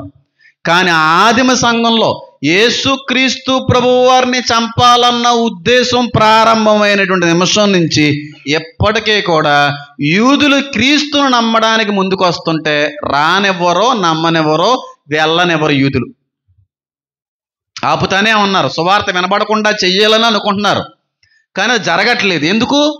తెరుస్తుంది ద్వారం. ఎవడో ఆ ద్వారాన్ని మూయలేడు, సువార్త ద్వారాన్ని. అర్థమైంది నేను చెప్పింది? ఆ ఫస్ట్ మాటకి యొక్క అర్థం ఇక్కడ మనకు అర్థమవుతా ఉంది. అసలు యూదులు అనే వాళ్ళు ఎందుకు యేసుక్రీస్తు ప్రభు వారిని దేవుడిగా నమ్మడానికి ఇష్టపడరు? చెప్పండి. ఒక రెండు కారణాలు చెప్పండి. ఏమేమి ఉంటుందంటారు? పాత నిబంధనల ప్రవచనాల ప్రకారంగా వచ్చేటువంటి రక్షకుడు రాజుగా వస్తాడో, రాజ్యాన్ని స్థాపిస్తాడో, రాజ్యమును చేస్తాడో అన్న ప్రవచనాలు చాలా ఉంటాయి. కానీ ఆయన దేని మీద వచ్చాడు? రాజుగా రాలేదు. దేని మీద వచ్చాడు ఆయన? చెప్పండి. గాడిద మీద వచ్చాడు. ఆయన ఎంట్రన్సే తేడా కొట్టేసింది. అక్కడ దీనుడిగా వచ్చాడు. గుర్రం మీద రావాలి రాజుగారు. ఫస్ట్ కారణం అది. యూదులకి ఎక్కలేదు. యెరూషలేములోకి వచ్చిన తర్వాత ఈయన్ని నేనే దేవుని కుమారుని, నేనే రక్షకుడిని, నేనే మిమ్మల్ని కాపాడుతానంటే నమ్మడానికి వీల్లేదు. ఎందుకంటే వచ్చినోడు రాజు అంటున్నాడు, దేవుని కుమారుడు అంటున్నాడు, వచ్చిందేమో డాంకీ మీద, గాడిద మీద. తేడా కొడుతుంది వాళ్ళకి. కానీ పాత నిబంధన ప్రవచనాలు రాజుగా వస్తాడు, రాజ్యమును చేస్తాడని ప్రవచనాలు ఉన్నాయి. కానీ వచ్చినాడేమో గాడిద. అస్సలు స్టార్టింగ్ ఎంట్రన్స్ సింక్ అవ్వలేదు వాళ్ళకి, ఎక్కలేదు. అసలు ఒప్పుకోవడానికి వీలు లేకుండా ఆయన ఎంట్రన్స్ స్టార్ట్ అయింది. అవునంటారా కదంటారా? రాజు అన్న వాళ్ళు దేని మీద వస్తారు? రాజు అని నమ్ముతాం మనం. గుర్రం మీదో లేదంటే ఏరోప్లేన్ మీద వస్తే నమ్ముతాం తప్ప ఆటో మీద నేను అమెరికాకు సంబంధించిన ప్రెసిడెంట్ని అని ఆటో మీద వచ్చాడు, ఎవడ నువ్వు డూప్లికేట్గా అంటారా లేదా? ట్రంప్ గారు ఆటో మీద వచ్చారు అనుకోండి, రాజమండ్రిలో ఫ్లైట్ దిగి ఆ దిగేసిన రాజమండ్రి నుంచి ఇక్కడికి ఆటో మీద వచ్చి, హలో నేను ప్రెసిడెంట్ని, అమెరికా ప్రెసిడెంట్ ట్రంప్ అని అన్నాడు. ఇంకా డూప్లికేట్ రా నువ్వు, ఒరిజినల్ కాదని అంటావా అనవా? సేమ్ అక్కడ అది జరిగింది. రాజుగా రాలేదు, సైన్యంతో రాలేదు, దీనుడై వచ్చాడు, గాడిద మీద వచ్చాడు. ఫస్ట్ కారణం పని అవ్వలేదు. పైకి వచ్చిన తర్వాత నేనే మీకు ఏమిస్తాను? నిత్య జీవాన్ని ఇస్తాను, నా ద్వారాగానే మీకు పాప క్షమాపణ అంటూ ఒప్పుకోలేదు. అదేంటి? ఒక మనిషి చేసినటువంటి పాపాలకి ఆ మనిషే ప్రాయశ్చిత్తం చెల్లించాలి పాత నిబంధన ప్రకారంగా. కానీ ఈయనేమంటున్నాడు వచ్చి, మీ పాపములను నా మీద మోపండి, మీ భారాన్ని నేను ఎత్తుకుంటాను, నేను క్షమిస్తాను, పాప పరిహారం మీకు లభించేట్టుగా చేస్తానంటుంటే, ఒక మనిషి యొక్క మరణం ద్వారాగా, ఒక మనిషి యొక్క చావు ద్వారాగా మరొక మనిషి యొక్క పాపాలు క్షమించబడ్డం అనేటువంటిది పాత నిబంధన ప్రకారంగా కుదరనది. కానీ అయ్యే ఫాలో అవుతుంటారు. కానీ బైబిల్లో పాత నిబంధన ఎన్ని మాటలు లేవు? నా వాక్యమే నిన్ను స్వస్థపరచును, ఆది యందు వాక్యం ఉండిన, వాక్యము దేవుని యొద్ద ఉండి. ఇవన్నీ కూడా కొత్త నిబంధన సంబంధించినవి అనుకోండి. చాలా పాత నిబంధనకు సంబంధించిన ఉన్న వాళ్ళు నమ్మరు. ఒక మనిషి చేసిన పాపం ఆ మనిషే ప్రాయశ్చిత్తాన్ని చెల్లించుకోవాలి. ఒక మనిషి చేసిన పాపాన్ని బట్టి మరొక మనిషి చనిపోవడం ఏంటి? అది కరెక్ట్ కాదు. మరి ఆయన ఏమంటున్నాడు? సర్వలోక పాపములని కూడా, ఆ పాపాలన్నీ కూడా మోసుకుని పోవచ్చున్న దేవుని కొర్రెపిల్ల అని నేనంటే ఏం చేశాడు? ఆయన్ని చంపేశారు. రెండో కారణం అది. ఒకడు చేసిన పాపం వాడితోనే పోవాలి, వాడే క్షమించబడాలి, వాడే ప్రాయశ్చిత్తం పొందాలి, పశ్చాత్తాపడాలి. కానీ లోకం అందరి పాపాల కోసం ఒక మనిషి చనిపోవడం అనేటువంటిది వాళ్ళకి వెక్కదు. అసలు దాన్ని ఒప్పుకోరాలి. ఎందుకంటే వాళ్ళు ఇంకా ఎందులో ఉన్నారు? పాత నిబంధనలోనే ఉన్నారు. మనం కొత్త నిబంధన కాలానికి సంబంధించిన వాళ్ళం. ఆ నిబంధనకి అంటుపడిపోయారు. జస్ట్ వాళ్ళని ఒక పరిపక్వతలోకి, ఒక లైన్లోకి నడిపించడానికి పాత నిబంధన. కొత్త నిబంధన ఒక మనిషిని కట్టడానికి, నిత్య జీవానికి నడిపించడానికి కొత్త నిబంధన. ఫస్ట్ అది లైన్లోకి తీసుకొచ్చాడు. మనిషికి మనిషిగా బతకాలనేది స్టార్ట్ చేశాడు. దేవుడికి లోబడాలనేది సెకండ్ ఫేజ్. దేవుణ్ణి ఆరాధించాలనేటువంటిది 3వ ఫేజ్. దేవుడు పెట్టినటువంటి నియమాలు అంగీకరించి వాటిని గౌరవించాలని 4వ ఫేజ్. ఈ విధంగా దేవునికి లోబడాలనేటువంటి ఉద్దేశంతో పాత నిబంధన అంతా రాయబడింది. ఆ దేవుణ్ణే సొంత రక్షకునిగా స్వీకరించాలి, ఆ దేవుడే మానవుడిగా వచ్చాడనేటువంటిది కొత్త నిబంధన. దాన్ని అంగీకరించాలి. ఇంకా అదే ఆ నిబంధన పట్టుకునే ఉంటారు. పాత నిబంధన లేకపోతే కొత్త నిబంధన లేదు, అది మాత్రం నిజం, అది కరెక్ట్. 3వ కారణం ఏంటంటే, యూదులు ఎందుకు యేసుక్రీస్తు ప్రభువు వారిని నమ్మరు అనంటే, క్రైస్తవ్యాన్ని ఎందుకు వాళ్ళు స్వీకరించరు అంటే, కొత్త నిబంధన వాళ్ళు ఎందుకు ఫాలో అవ్వరంటే, పాత నిబంధన వాళ్ళు తోరా అంటారు. ఏమంటారు? తోరా. తోరాతోనే ముగించబడింది. దేవుడిచ్చినటువంటిదే ఈ తోరా, ఈ పాత నిబంధన ధర్మశాస్త్రం అంతా కూడా ఆయన ఇచ్చాడు. దానికి ఆది అంతం కూడా తోరయే, స్టార్టింగ్ అండ్ ఎండింగ్. దీనికి మళ్ళీ సీక్వెల్ ఉండడానికి వీలు లేదు అంటారు వాళ్ళు. అర్థమైంది నేను చెప్పేది? ఈ ధర్మశాస్త్రానికి సెకండ్ పార్ట్ ఉండడానికి వీలు లేదు, ఒకటే పార్ట్. పాత నిబంధనే తోరా, దేవుడిచ్చింది ఇది ఒకటే. మళ్ళీ దీనికి కొత్త నిబంధన కనెక్ట్ చేయడం ఏంటి? సీక్వెల్ ఏంటి? తోరాకి సీక్వెల్ ఉండకూడదు, తోరాకి ద్వితీయ భాగం ఉండడానికి వీల్లేదు. ఒక్కటే భాగము, ఒక్కటే సబ్జెక్టు, ఒక్కటే ఎడిషను. అది ధర్మశాస్త్రం పాత నిబంధన. మళ్ళీ ధర్మశాస్త్రం కొత్త నిబంధనను తగిలించారేంటి? దేవుడిచ్చిన ధర్మశాస్త్రానికి సీక్వెల్ ఉండకూడదని నమ్ముతారు వాళ్ళు. అర్థమైంది నేను చెప్పేది? మరి సీక్వెల్ లాగే కనబడుతుంది కదా వాళ్ళకి. అర్థమైందా లేదా? ఇది 4వ కారణం. 5వ, చాలా ఉన్నాయి, మీకు తెలిసి కారణాలని. యూదులు ఎందుకు నమ్మరో ఇన్ని కారణాలు ఉన్నాయి. ఇంకొక కారణం ఏంటంటే, వచ్చేటువంటి రక్షకుడు యెరూషలేము దేవాలయాన్ని కడతాడో అనే విశ్వాసంలో ఉంటారు వాళ్ళు. యెరూషలేము దేవాలయాన్ని కడతారు, కానీ ఆయన వచ్చేటప్పటికే దేవాలయం అనేటువంటిది ఉన్నది. కాబట్టి ఆయన వచ్చిన సమయానికి, ఆ కాలానికి మెస్సయ్యకి రక్షకుడికి సెట్ అవ్వట్లేదు. దేవాలయాన్ని కడతాడు దగ్గరుంచి అనే విశ్వాసం వాళ్ళది. నిజంగానే కడతాడు, కానీ ఏసే కాదు, ఆల్రెడీ వచ్చాడు ఆయన. దేవాలయాన్ని కట్టలేదా? మందిరాన్ని కట్టలేదా? నీ శరీరమే ఇన్ని దేవాలయాల్ని కట్టి వెళ్ళిపోయాడు ఆయన. అది వాళ్ళ ఆత్మీయంగా వాళ్ళకి స్పిరిచువల్ ఓపెన్ అవ్వలేదు కదా, వాళ్ళు అదే లెవెల్లో ఉంటారు. వాళ్ళు అదే నమ్మకం, ఆ మతంలోనే ఏడుస్తారు. క్షమించాలి నన్న మాట అన్నందుకు ప్రభువా. ఆ మతమే, యోధా మతమే, ఆ మతంలో ఉండిపోయారు. మతం నుంచి బయటికి రావట్లేదు. మతం నుంచి ఎక్కడికి రావాలి? మార్గంలోకి రావాలి. మాకు మతమే ముఖ్యం, మతమే ప్రాముఖ్యం, మతమే మాకు అంతా అని అనుకుంటున్నారు వాళ్ళు. మతమే మతమే మతమే అన్నారు, ఇప్పటికే మతంలోనే ఉన్నారు. మార్గంలోకి వస్తే వచ్చినాడు ఆల్రెడీ చాలా మందిరాలు కట్టేశాడు అనే విషయం తెలిసిపోతుంది వాళ్ళకి. అవునా కదా? ఈ దేవాలయాన్ని కట్టండి, 3వ రోజున మళ్ళీ తిరిగి అన్నాడా? మరి అక్కడ నెరవేరలేదు. అది వాళ్ళు గ్రహించరు. ఇదొక కారణం. ఇంకొక విషయం ఏంటంటే, అదే విషయం ఏంటంటే, ఇప్పుడు ఆ దేవాలయం యెరూషలేము దేవాలయాన్ని కట్టడానికి ఒకడు వస్తాడు, పర్మిషన్ ఇవ్వడానికి ఒకడు వస్తాడు, దగ్గరుండే దేవాలయం అంతా కట్టించడానికి ఒకడు వస్తాడు. ఎవరాడు? Antichrist. వాణ్ణి రక్షకుడు అని నమ్మేస్తుంది. వచ్చినోడిని మర్చిపోతుంది, వచ్చినోడిని మిస్ అయిపోతారు. ఆయన పేరట అబద్ధ క్రీస్తు వస్తాడు, యాంటీ క్రైస్ట్ అనేవాడు.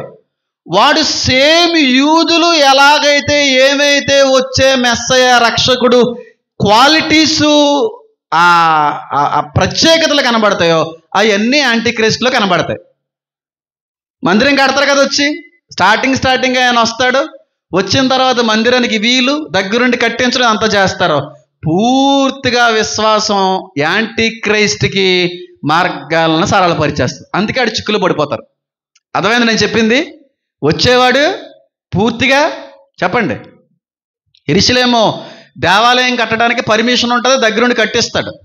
ఇదిగో ఈయనే రక్షకుడు, ఈయనే మెస్సయ్య, కూలిపోయినటువంటి యెరూషలేము దేవాలయాన్ని కట్టించడానికి వచ్చినటువంటి రక్షకుడా అని జేలు కొడుతూ వచ్చినోన్నేమో మర్చిపోయి డూప్లికేట్ వెనకాల తిరుగుతారు ఇప్పుడు. అర్థమైందా నేను చెప్పింది? వచ్చి 3వ దేవాలయం కట్టాలి కదా, కట్టిన తర్వాత వీళ్ళందరికీ బలుబులు ఎప్పుడు వెలుగుతాయి? నిషిద్ధమైనటువంటి వస్తువుని ఆ మందిరంలో పెట్టిన తర్వాత, ఓయ్ మెస్సయ్య అనుకున్నాం, రక్షకుడు అనుకున్నాం, ఎంత బాగా దగ్గరుండి కట్టించావు, కానీ ఆ విగ్రహాన్ని ఇక్కడ ఇట్టేవేంటయ్యా అనేలో పరుగులు పెట్టిస్తూ ఉంటాడు అన్నమాట. యోదయలో ఉన్నవారు కొండ ప్రాంతముల్లోకి, అడవిల్లోకి పారిపోవలేను అనే మాట నెరవేరుతుంది అక్కడ. అర్థమైందని నేను చెప్పేది? వీళ్ళు ఏదైతే అనుకుంటారో, వచ్చే రక్షకుడు ఎలాగ ఉండాలని అనుకున్నాడో సేమ్ క్వాలిటీస్తో అంత్యక్రీస్తు వస్తాడో వాడి చెరలో వాడి బారిన పడిపోతారు. ఇంకొక కారణం ఏంటంటే, వచ్చేటువంటి మెస్సయ్య, వచ్చేటువంటి రక్షకుడు పీస్ని తెస్తాడు. యావత్ ప్రపంచానికి, యావత్ లోకానికి సమాధానాన్ని తీసుకుని వస్తాడో. ఎందుకంటే ఆయన సమాధాన కర్త అనే పేరుంది ఆయనకి. కాబట్టి వచ్చేటువంటి రక్షకుడు సమాధానపరచడానికి వస్తాడనే ఆలోచనలో వాళ్ళు ఉన్నారు. కానీ వచ్చిన యేసు ఏమన్నాడు? నేను సమాధానపరచడానికి రాలేదు కానీ అగ్నినే అన్నాడా? అత్తకి కోడలకి గొడవ పెట్టడానికి వచ్చాను, తల్లికి కూతురికి గొడవ పెట్టడానికి. అంటే ఆయన్ని నమ్మినందుకొరకే కుటుంబం విచ్ఛిన్నం అయిపోద్ది, కుటుంబమే కుటుంబీకుల్ని ద్వేషిస్తారన్న ఉద్దేశం అది. అర్థమైందో లేదా? అత్తకేం కోడలకి గొడవ పెడతారంటే కావాలని కాదు. ఇప్పుడు కోడల గారు క్రీస్తుని అంగీకరించిందండి, అత్త అన్యురాలు, గొడవ వద్దా లేదా? అది అక్కడ దాని అర్థం. అది నేను గొడవలు పెట్టడానికి వచ్చాను అన్నట్టుగానేమో ఆయన మాటలు ఉన్నాయి, కానీ వాళ్ళ విశ్వాసం ఏంటి? సమాధానకర్త రాలేదు. ఈ యాంటిక్రైస్ట్ వస్తాడు, ప్రపంచంలో ఉన్న గొడవలన్నీ, యుద్ధాలన్నీ ఆపేసి శాంతి ఒప్పందాన్ని తీసుకొస్తాడు. అప్పుడు ఏం చేస్తారు వీళ్ళు? నువ్వే రక్షకుడికి, నువ్వేనా మెస్సయ్య అని చెప్పి ఆయన వెంట పరిగెడతారు. పరిగెట్టరా? అంటే వీళ్ళు అనుకున్న విధంగా రావాలనుకున్నటువంటి వ్యక్తి అదే విధంగా వచ్చినట్టు వీళ్ళు పడిపోరా పుట్టలో? చెప్పండి. ఈజీగా పడిపోతారు. ఎందుకంటే ఆ రావడంతోనే శాంతి ఒప్పందాన్ని తీసుకొస్తాడు యాంటిక్రైస్ట్. అవునా కదా? తెల్లని గుర్రం మీద వచ్చేవాడు ఉన్నాడా? ఆ శాంతి ఎవరైతే ఇలా చేస్తారని వాళ్ళు అనుకుంటున్నారో ఒక వ్యక్తి అలా చేయడం చూసిన తర్వాత, నువ్వే రక్షకుడివయ్యా, నువ్వే మెస్సయ్యవయ్యా, రావలసినోడు నువ్వేనయ్యా, రావయ్యా అంటారంతే. అర్థమైందని చెప్పింది లేదా? అది ఇవన్నీ కూడా ఆల్రెడీ ప్రవచనాలు నెరవేరిపోయినటువంటి ఆలోచనలో వీళ్ళు ఉండకపోగా వచ్చినోడిని చంపి పంపించేస్తారు. యజమానుడు ఫస్ట్ పనులు పంపించాడు ఎవరిని? ప్రవక్తల్ని కొట్టి చంపేశారా? తర్వాత సొంత కుమారుడు ఎవరిని? యేసయ్య వచ్చాడు, ఈయన కూడా కొట్టి చంపేశారు. అప్పుడు ఈ తండ్రి ఏం చేస్తాడు? యజమానుడు ఏం చేస్తాడు? ఫుట్బాల్ ఆడుకుంటాడు. అదే శ్రమకాలం, ఉపమానం. అది ఉపమానం అంటారు. ఉపమానం అంటేనే రియలిస్టిక్ థింగ్. అది నెరవేరవలసింది, జరిగింది, జరగబోయేది కూడా. ఉపమానాలు చాలా లెక్క లేకుండా మాట్లాడుతుంటారు కొంతమంది. ఎందుకంటే మన అన్నాను కదా, మేకలో గొర్రెలు అనే దాని గురించి నాతో మాట్లాడిన వ్యక్తి అది ఉపమానం అండి అన్నాడు. ఉపమానం ఏంటి బాబు? అది జరిగేదాని గురించి మాట్లాడాడైనా. ఉపమాన రీతిగా మాట్లాడకపోతే వాళ్ళకి అర్థం అవ్వదని. ఉపమాన రీతిగా మాట్లాడినా అర్థం అవ్వలేదు యూదులకి. ఉన్నతున్నట్టుగా మాట్లాడితే ఇంకెక్కడ అర్థం అవుద్ది వాళ్ళకి? అప్పటికెళ్ళకి బుర్ర వెళ్ళట్లేదు. ప్రవక్తను పంపించాను, కొట్టేసి చంపేశారు. కొడుకు వచ్చాడు, కొడుకు నేనే, నన్ను కూడా కొట్టి చంపేస్తారు. ఇది ఇన్ని కారణాలు బట్టి యేసుక్రీస్తు ప్రభువారు దేవుడే, రావలసినటువంటి రక్షకుడు వచ్చాడు అనే నమ్మకం వాళ్ళకి ఉండకపోవడానికి గల కారణం చాలా. ఎన్ని కారణాలు ఉన్నా వాళ్ళ హృదయాల్ని తండ్రే కఠినపరిచాడు, దేవుడే కఠినపరిచాడు. ఎందుకంటే దానికి అర్థం చాలా ఉంది, ఎప్పుడన్నా మాట్లాడదాం. కాబట్టి దేవుడు యేసుక్రీస్తు ప్రభువారు యూదులకే కాదు కానీ యావత్ ప్రపంచమంతటికీ కూడా ద్వారాలు తెరిచి ఉంచాడు. ఆ ద్వారాలే చెప్పండి, సువార్త ద్వారం. దావీదు వంశంలో నుండి నిత్య జీవానికి మార్గం, ఆ ద్వారం కూడా తెరిచింది ఈయనే, ఈ యోధా గోత్రపు సింహం వారే. చాలామంది ఈ విషయం అర్థం కాక అంటూ ఉంటారు, ఏమనంటే క్రైస్తవ పాస్టర్లే, క్రైస్తవ విశ్వాసులు ఏమంటారంటే, క్రైస్తవులకి ఇంకా రోజులు అనేటువంటివి ఉండవో లేవు. కరెక్టే, ఇంకా సువార్త అనేటువంటిది వినబడదు అనేది అబద్ధం. సువార్త ద్వారం తెరిసింది ఎవరో? యేసయ్య. మళ్ళీ మూసేది కూడా ఆయనే. కాబట్టి ఎంతమంది ఎన్ని రకాలైనటువంటి కుయుక్తులు పన్నినా, ఎంతమంది ప్రభుత్వాలు మారినా, ఎంతమంది నాయకులు క్రైస్తవ్యానికి వ్యతిరేకంగా ఏర్పడినా సువార్తను మాత్రం అప్పుడు ఇప్పుడు ఎప్పటికీ ఆపలేరు. అది గుర్తుపెట్టుకోండి. కాబట్టి పై ప్రభుత్వం మన క్రైస్తవ్యానికి వ్యతిరేకమైందండి. ఆ ప్రధానమంత్రి గారికి క్రైస్తవులంటే ఇష్టం ఉండరండి. కాబట్టి సువార్తను ఏదో రకంగా ఆపేలేనటువంటి ప్రయత్నం చేస్తున్నారండి. మణిపూర్లో అదే కదండి జరిగింది, ఇదే కదా జరిగింది. ఇలాంటి ఫూలిష్ మాటలు మాట్లాడకండి. అంత సీన్ లేదు ఎవరికి. హేరోదు వల్లే కాలేదు, నీరో చక్రవర్తి వల్లే కాలేదు, హిట్లర్ వల్లే కాలేదు. వీళ్ళ వల్ల అవుతుందా? సువార్తను కనుమరుగు చేయడం, సువార్త అనేటువంటిది వినబడకుండా చేయడం అనేటువంటిది వీళ్ళ వల్ల అవుతుందంటారా? అంత పెద్ద పెద్ద అతి భయంకరమైన క్రూర సంబంధమైనటువంటి వ్యక్తుల వల్లే కాలేదు. క్రైస్తవ్యం లేకుండా చేసేద్దాం, క్రైస్తవ్యం లేకుండా కరుణాకర్ సుగుణ గారు క్రైస్తవులు లేకుండా, క్రైస్తవ పాస్టర్లు లేకుండా, క్రైస్తవ మందిరం లేకుండా చేస్తాను, అది చూసే రోజు కొరకే బ్రతుకున్నాను అన్నాడు. ఈ జన్మే కాదు, జన్మలనే లేవు, ఇంకో జన్మ ఉన్నా కరుణాకర్ గారు మీ జీవితంలో చూడలేరు, చేయలేరు, జరిగించలేరు. అది జరగదు.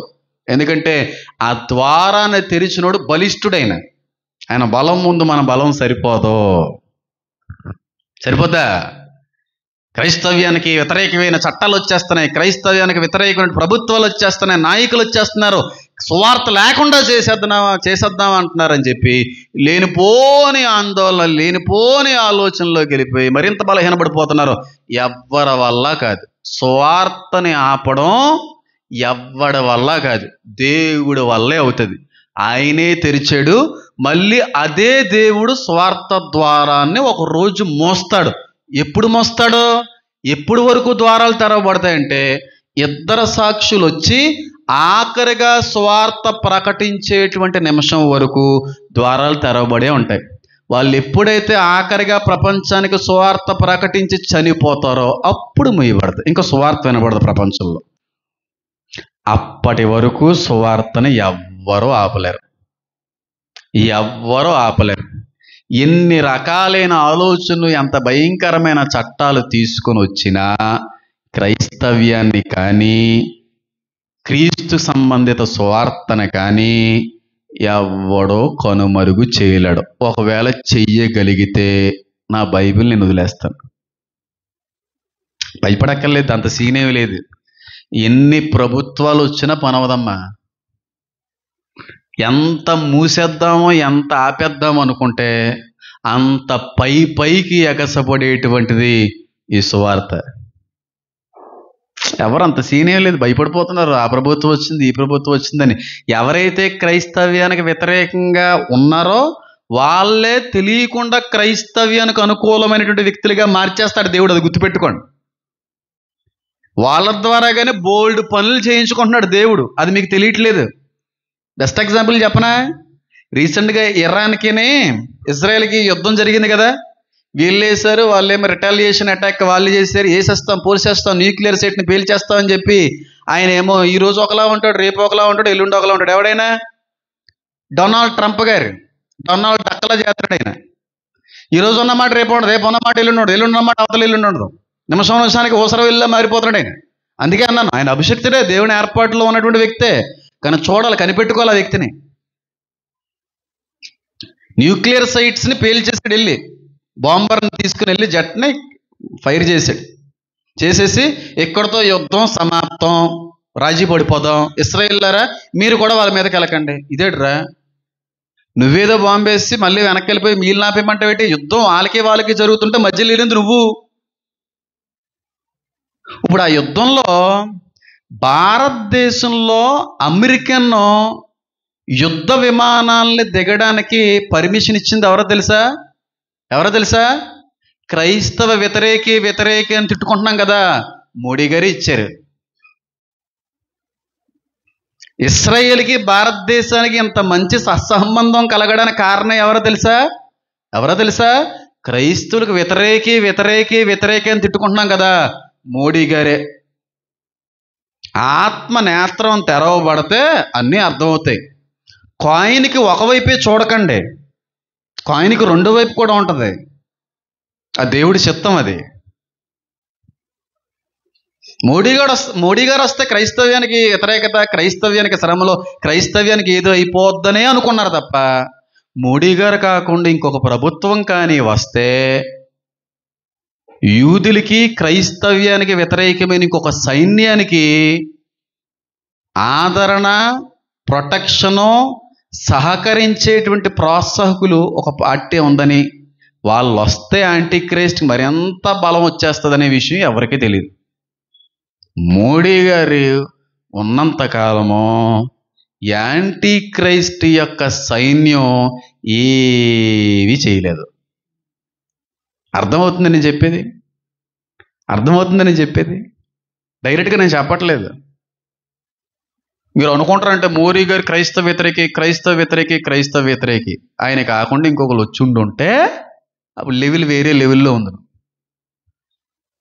ఆయనకి భయపడి ఇంకా అలాగా చాలా మంది గ్రహించరు. అది అమెరికన్ బాంబర్ జట్లన్నీ కూడా దిగడానికి పక్కన ఎవడో పర్మిషన్ ఇవ్వకపోతే భారతదేశంలో దింపండి ఇక్కడ అని పర్మిషన్ ఇచ్చింది మోడీ గవర్నమెంట్. తెలుసా?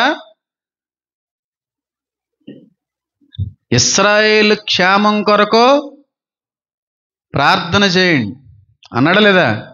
అటువారు ఇస్రాయేల్ క్షేమంగా ఉండాలని మోడీ సహకరిస్తున్నాడు. తెలుసా? ఇస్రాయేల్కి వెన్నుండి సపోర్ట్ చేసేది ఎవరో తెలుసా? మోడీయే. ఇప్పుడు ఇరాన్తో కానీ యుద్ధం మొదలవుతే ఒక్కడ మాట్లాడలేదు, అమెరికా సైతం మేము పక్కెళ్ళిపోతాం యుద్ధం కానీ మొదలెడితే అని అంటే, నేను సపోర్ట్ చేస్తాను నీకు అని చెప్పింది ఎవరో తెలుసా? మోడీ. మోడీని ఒక రాక్షసులాగే చూస్తారు చాలామంది. చైనా ఇరాన్కి సపోర్ట్ చేస్తానంది, పాకిస్తాన్ ఇరాన్కి సపోర్ట్ చేస్తానంది, మేమున్నాం మీరు వెళ్ళండి యుద్ధానికండి. ఇస్రాయేల్కి సపోర్ట్ చేసే దేశాలు ఇన్ని క్రిస్టియన్ దేశాలు ఉన్నాయి. ఆ క్రిస్టియన్ దేశాల్లో పెద్ద దేశం అమెరికా. ఆ న్యూక్లియర్ సైట్ మీద బాంబు వేసి ఆగిపోండి అంది. కానీ మోడీ ఏమన్నా తెలుసా? నేను ఫుల్ సపోర్ట్ ఇస్తాను నీకు, నువ్వు రెడీ అంటే నేను రెడీ. పరోక్షంగా కాదు, ప్రత్యక్షంగా సపోర్ట్ చేస్తున్న ఏకైక దేశం భారతదేశం. ఇస్రాయేల్కి బెస్ట్ ఫ్రెండ్ ఎవరో తెలుసా? భారతదేశం. అది ఎవ్వరికీ తెలీదు. వాడుకుంటాడు అలాగా. నెబుకద్నెజర్ను వాడుకోలేదా? కోరేష్ అని యూదురా, అన్యుడు. ఇస్రాయేల్ యెరూషలేము 2వ దేవాలయం కట్టడానికి పర్మిషన్ ఇప్పించింది ఎవరు? చెప్పండి. కోరేషు. ఒక అధికారాన్ని నిలబెట్టాలన్నా, అధికారాన్ని తీసేయాలన్నా ఆయన చేతిలో ఉంది. మన చేతిలో ఉన్నట్టుగా రావడానికి వీల్లేదు. ఆ పార్టీ రాకూడదు, ఈ ప్రభుత్వం రాకూడదు. ఆ ప్రభుత్వాన్ని నిలబెట్టిదే దేవుడు. నువ్వు ఒకవైపు చూస్తున్నావు, రెండు వైపు చూడలేదు. రెండు వైపు చూసిన వ్యక్తిగా చెప్తున్నాను. యాంటీ క్రైస్ట్ యొక్క రాజ్యం విస్తరించబడకుండా అరికడుతున్నటువంటి దాసుడు, దేవుని దాసుడైన మోడీ గారు ఉన్నారు కాబట్టి కానండి, పాకిస్తాన్ అటాక్ చేసిన తర్వాత చూసి చూన్నట్టుగానే వాళ్ళు ఎన్ని అటాక్స్ చేసినా సరే ఏం పర్లేదులే, శాంతి నేర్పారు మన మహాత్మా గాంధీ గారు అన్న పరిస్థితులే. ఈయన వచ్చిన తర్వాత అన్నీ అటాక్ చేశారు, ఏడ్రా పిచ్చి నాటకాలు వేస్తున్నారని చెప్పి సింహంలోకి వెళ్ళి మొత్తం కాల్చి వచ్చేస్తున్నాడు ఆయన. లేకపోతే పాకిస్తాన్ ఎన్ని అటాక్స్ చేసినా శాంతి అని మిలిటరీని ఏం చేశారు? కొంతమంది ఆపారు, గోడలు కట్టారు. ఈయన వచ్చాక వెళ్ళండి. అది అర్థం అవ్వట్లేదు. అంటే అటాక్స్ చేయాలని, వార్స్ జరగాలన్న ఉద్దేశం కాదు. మీకు బాగా ఆలోచన చేస్తే ఎవరితో క్రైస్తవ్యానికి, యూదులకి వ్యతిరేకమైనటువంటి శత్రువు ఒకడున్నాడో ఆ శత్రువు మోడీ గారికి శత్రువు. యూదులకి ఎవరు శత్రువో, ప్రపంచానికి ఎవరు శత్రువో, క్రైస్తవ్యానికి ఎవరైతే ప్రధాన శత్రువో ఆ శత్రువులకి ప్రధానమైన శత్రువు ఎవరో తెలుసా? మోడీ. అది ఎందుకు చూడలేదు? అర్థమైందని ఇప్పుడు నేను చెప్పింది. కొంచెం ఇంటికి వెళ్ళిన తర్వాత ఆలోచించండి, బుర్ర బాగా వెలుగుతుంది. ద్వారాలు దేవుడు తెరిచాడు. ఎన్ని ప్రభుత్వాలు మారినా, ఎంతమంది నాయకులు వచ్చినా, ఎన్ని కఠినమైన చట్టాలు క్రైస్తవ్యం మీద పెట్టే ప్రయత్నం చేసినా క్రైస్తవ్యము, క్రీస్తుని గురించినటువంటి సువాసన, సువార్త రోజు రోజుకి పెరుగుతుందే తప్ప ఎక్కడ తగ్గదు. మీరు ఏం కంగారు పడకండి. ఎందుకంటే ద్వారాన్ని తెరిచే ఉంచడైన, మళ్ళీ ఆ ద్వారాన్ని మూయవాడు కూడా ఆయనే. ఆయన మోస్తాడో. ఇద్దరు సాక్షులు చనిపోయి ఆరోహణం అయిపోయిన తర్వాత సువార్తకు ద్వారాలు మూయబడతాయి. అప్పుడు వరకు సువార్తని ఎవ్వరూ ఆపలేరు. నన్ను నమ్మండి. అర్థమైందా? అందరినీ ప్రేమించండి, అందరినీ క్షమించండి, అందరూ మారాలని ప్రార్థించండి. బైబిల్లో దేవుడు కూడా అదే అన్నాడు. మన పైన ఉన్నటువంటి అధికారులకి మీరు ఏం చేయండి? లోబడండి. వారి కొరకు మీరు ఏం చేయండి?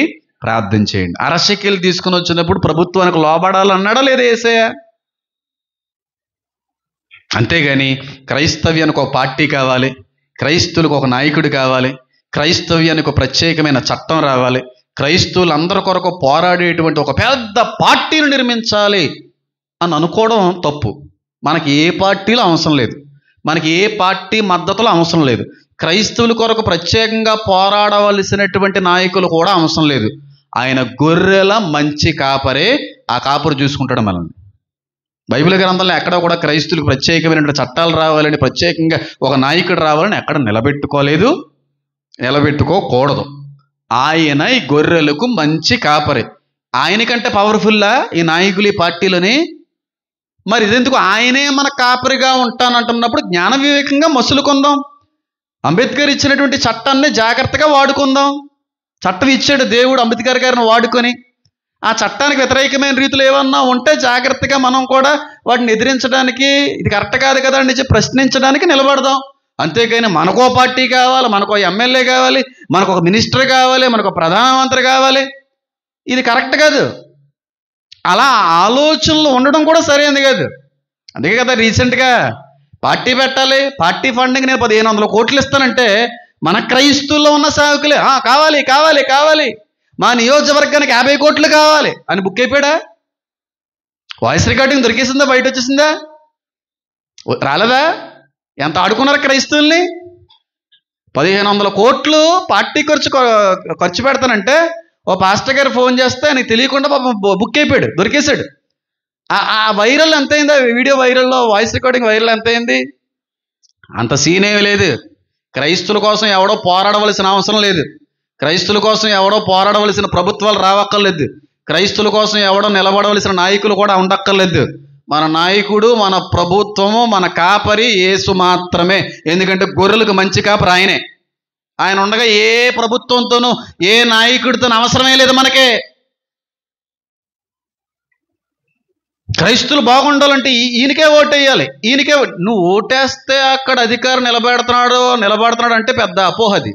నువ్వు ఓటేసినందుకొరకు పైన ఉన్నటువంటి ప్రభుత్వం రాదు. దేవుడు అనుకుంటేనే ప్రభుత్వాలు మారుస్తాడు, ప్రభుత్వ అధికారులుగా నిలబెడతాడు. అర్థమైందా? నువ్వు ఓటేసేసావు కాబట్టి కాదు. ఆయన అనుకున్నాడో ఆ ప్రభుత్వం తీసుకొస్తాడు, ఆయన అనుకున్నాడో ఆ వ్యక్తిని నిలబెడతాడు, నెగ్గిస్తాడు.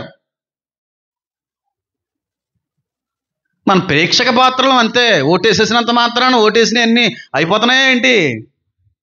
ఆలోచించేయండి. కాబట్టి ద్వారాన్ని తెరిచిన వాడు ఆయనే, మళ్ళీ తిరిగి ద్వారాన్ని ముయ్యవాడు కూడా ఆయనే. కాబట్టి ఎవ్వరూ కంగారు పడకండి. ఎంతమంది ఇలాగా క్రైస్తవ్యం మీద బురద జల్లి, క్రైస్తవ్యం లేకుండా, చర్చిలు లేకుండా, పాస్టర్లు లేకుండా చేసేద్దామని అనుకున్నా ఇప్పుడు ఇంకెప్పటికీ కూడా జరగనదే, కల్లో కూడా జరగనది అది.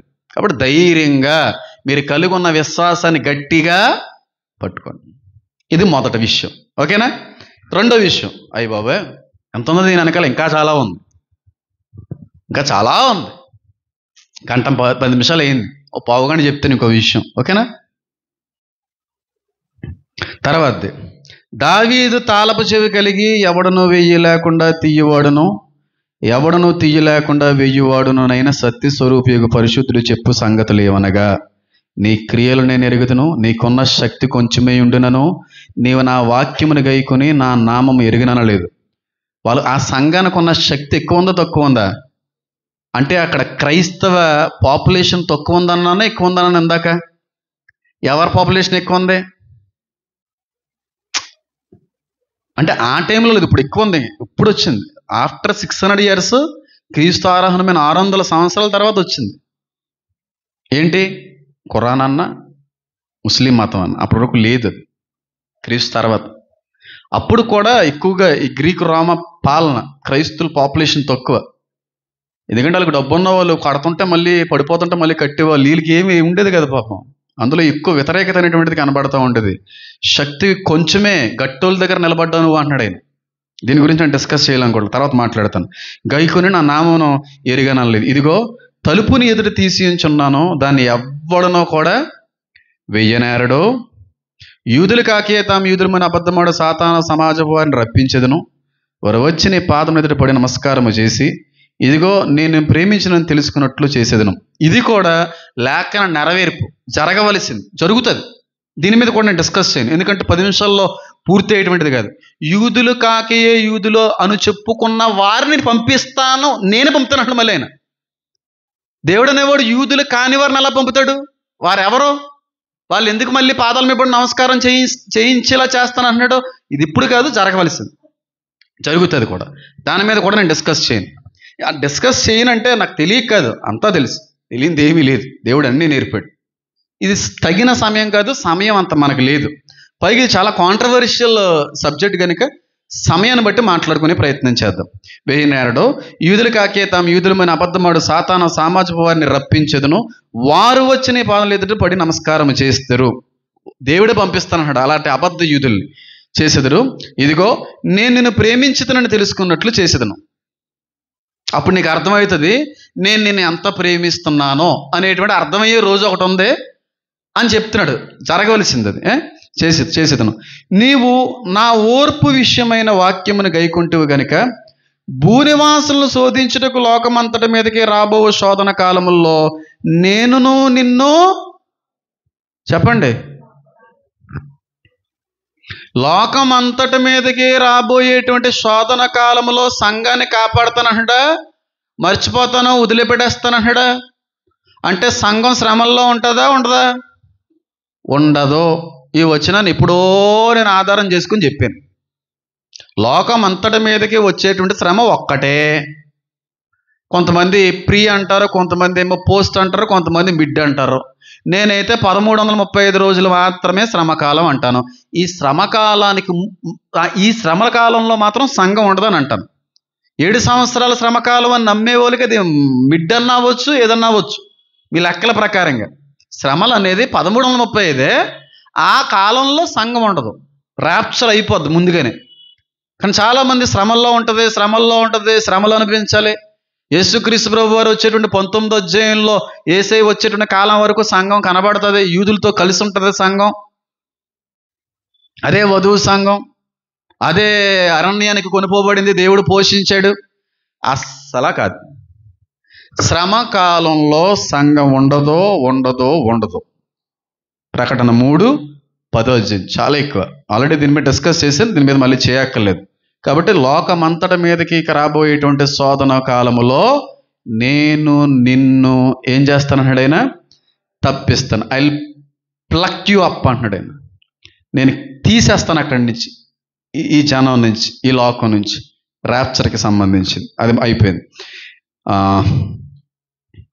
11వ వచనం, నేను త్వరగా వచ్చుచున్నాను, ఎవడునో నీ కిరీటమును అపహరింపకుండునట్లు నీ కలిగిన దాన్ని గట్టిగా పట్టుకునము. జయించు వానిని నా దేవుని ఆలయములో స్తంభముగా చేసేదను, అందులో నుండి వాడికి మీదట ఎన్నటికి వెలుపలికి పోడు. మరియు నా దేవుని పేరును, పరలోకములో నా దేవుని యొద్దను దిగి వచ్చుచున్న నూతనమైన యెరూషలేమున నా దేవుని పట్టణపు పేరును, నా కొత్త పేరును వాని మీద రాసేదను. ఎవరు మాట్లాడుతున్నారు ఈ మాట? ఎవరు మాట్లాడుతున్నారు? ఈ ఉత్తరం ఎవరు రాస్తున్నారు? యేసయ్య. యేసయ్యకి కొత్త పేరు ఉంటుందంట, కొత్త పేరు వస్తుంది. ఆ పేరు క్రైస్తవ సంఘం మీద, క్రైస్తవ విశ్వాసం మీద నేను రాస్తాను అన్నాడు. ఈరోజు వచ్చిన వాగ్దానం కూడా అదే కదా. కొత్త పేరు నేను వ్రాసేదును అని ఈరోజు వాగ్దానం వచ్చిందా? ఈ వాగ్దానాలు చూడట్లేదా? అన్ని ప్రకటన గ్రంథానికి సంబంధించిన వాగ్దానాలు కదా. మరి చూడకుండా ఏం చేస్తున్నారు? నా కొత్త పేరును వాని మీద రాసేదని. ప్రకటన 3:10 ఈరోజు వాగ్దానం. మరి ఎవరో తెలియదైనా పొద్దున్నే ఆ వాగ్దానానికి కమెంట్ చేసేసాడు ఒక ఆయన. అందరూ వాగ్దానాలకు ఆమెన్ అంటారు, ప్రైజ్ ది లార్డ్ అంటారు, ఏదన్నా అంటారు.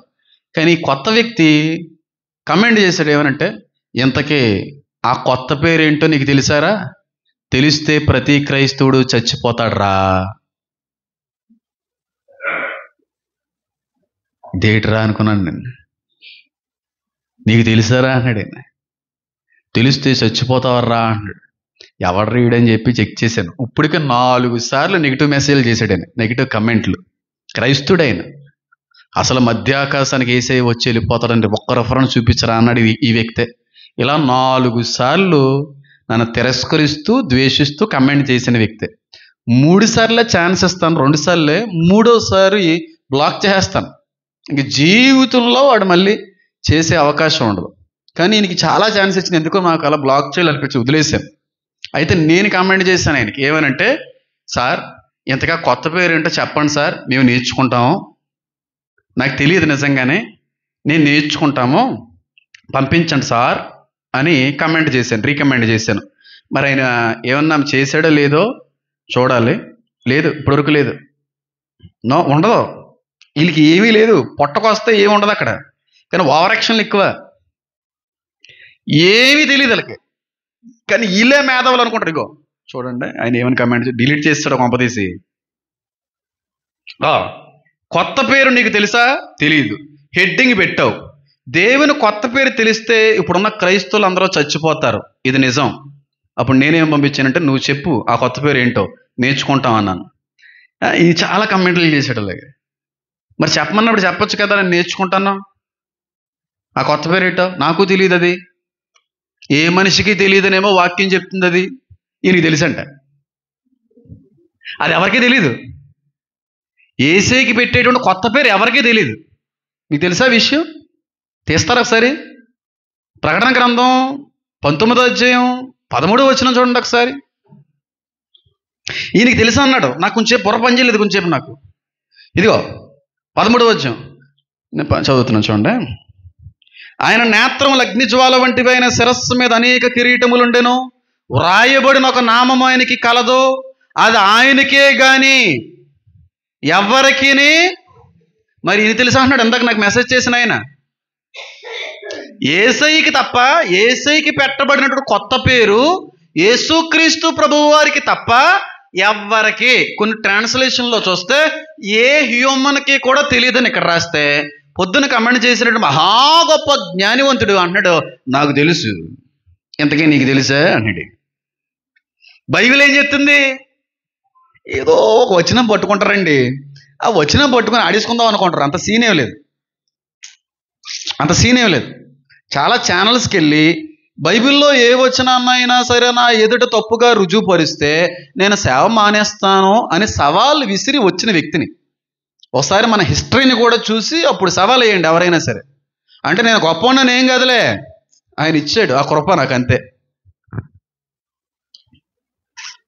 తెలిసిపోద్ది అందరికైనా పేరు, ఎవరికైనా తెలియదు అంటున్నాడు, యేసుకి మాత్రమే తెలుసు అంటున్నాడా? ఈ పేరు తెలిస్తే ఆ దినము ఎప్పుడు వచ్చునని తండ్రి తప్ప ఎవరికీ తెలియదు అనేది కూడా తెలిసిపోద్ది. అంత సీన్ ఏమీ లేదు. ప్రకటన గ్రంథం అది. ఒళ్ళు జాగ్రత్త పెట్టుకుని కమెంట్ చేస్తే చాలా బాగుంటుంది. ఒకవేళ ఈ వీడియో ఆ వ్యక్తి చూస్తుంటే, నేను ప్రేమించేటువంటి ఒక సేవకుడికి చెప్తున్నాను, అంత సీన్ లేదు, ఓవర్ యాక్షన్ చేయకండి. చూడండి ఒకసారి ప్రకటన గ్రంథం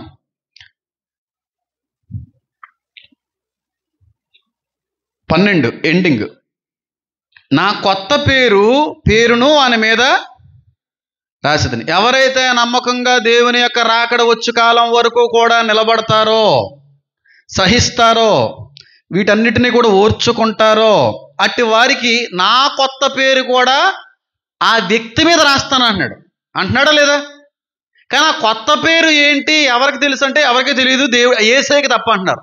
19వ అధ్యాయం ప్రకటనలో యేసుక్రీస్తు ప్రభు వారు వచ్చేటువంటి బహిరంగ రాకడ, ఆయన ఇంట్రడక్షన్, కిరీటాలు ఉండడం, అగ్నిజ్వాలంటే నేత్రములో, తొడ మీద ఆయన పేరు, వస్త్రం మీద ఆయన పేరు, ఎంత కూడా అక్కడ ఆయన సెకండ్ కమింగ్ గురించి రాయబడింది, పోల్చబడినటువంటి మాటలన్నీ కూడా అక్కడ క్లియర్గా ఆయన మెన్షన్ చేశాడు. ఆ పేరు ఆయనకి తప్ప ఎవరికే తెలియదు, కానీ ఈయన గారి తెలుసు, కమెంట్ చేసిన ఆయన గారికి. ఇది అర్థం అవ్వాలంటే, మీకు తెలుసా అని మీరు అడిగితే నాకు తెలుసు అని నేను అనడానికి వీల్లేదు, కానీ అది ఏమిటో తెలియడానికి ఒక మంచి ఆలోచన అయితే దేవుడు నాకు ఇచ్చాడు. అంటే పూర్తిగా నాకు తెలుసు పూర్తిగా అని అంటే మళ్ళీ ఒకవేళ తేడా కొడుతుందేమో, కానీ దాని ఆ పేరేంటో, కొత్త పేరేంటో, నాకు ఒక బలమైన విశ్వాసం, బలమైన నమ్మకం యేసయ్యకి పెట్టే కొత్త పేరేంటో. కానీ చెప్పకూడదు కాబట్టి తెలియదు అన్నప్పుడు మాట్లాడకుండా ఉండడమే మంచిది. ఈరోజు మధ్యాహ్నం భోజనం చేస్తున్నాడు, మా అమ్మగారితో పంచుకుంటాను. అది కరెక్టా కాదు ఆవిడే చెప్తుంది. నాకు ఒక ఆలోచన అయితే దేవుడు కలిగించాడు. ఇదేనా కుమారుడు పేరు అనేటువంటిది ఒకటి బయలుపరచబడింది, రాసుకున్నాను డైరీలో. కాబట్టి దీని మీద డిస్కస్ చేయకపోవడం చాలా మంచిది, ఎందుకంటే ఎవరికి తెలియదు అన్నాడు కాబట్టి. అయితే ఇక్కడ కానీ మనం చూస్తే 12వ వచనంలో ఆయన ఏమంటున్నాడంటే, ఈ 12వ వచనం అంతట్లో కూడా త్రిత్వం కనబడతా ఉంటుంది. చాలా మందికి తెలియని విషయం ఇది. ఈ 12వ వచనంలో త్రిత్వం కనబడతా ఉంటుంది. అది మీకు ఎలా తెలుసు అంటే నేను రుజువుపరుస్తాను. చూడండి, జయించు వానిని నా దేవుని ఆలయములో ఒక స్తంభముగా చేసేదను. ఎవరైతే జయించి నిలబడతారో ఆ వ్యక్తిని నా దేవుని ఆలయములో, పరిశుద్ధ ఆలయములో ఒక స్తంభముగా చేస్తాను. నువ్వు ఒక స్తంభం, నేను ఒక స్తంభం. దీపస్తంభాల గురించి ఇంట్రడక్షన్లో మాట్లాడాను కదా. అందరం ఒక్కొక్క రకమైన స్తంభం. ఆ స్తంభం మీద 3 పేర్లు రాస్తానన్నాడు. అంటే ఒక్కొక్క విశ్వాసం మీద ఒక్కొక్క పేరు రాస్తానన్నాడు ఆయన. అంతేనా? స్తంభం అని చెప్పి ఆయన ఎందుకన్నా తెలుసా, ఈ లవదోకియా అనేటువంటి పట్టణంలో ఉన్నటువంటి ఆచారం ఏంటంటే, అక్కడ ఉన్నటువంటి గుడులు ఉంటాయి కదా, గుడుల్లో స్తంభాలు ఉంటాయి, ధ్వజస్తంభాలని, పెద్ద పెద్ద స్తంభాలు ఉంటాయి. ఆ స్తంభాల మీద ఆనాటి కాలపు ప్రజలందరూ కూడా వాళ్ళ పూర్వీకుల యొక్క పేర్లు రాసేవారు, చెక్కేసేవారు.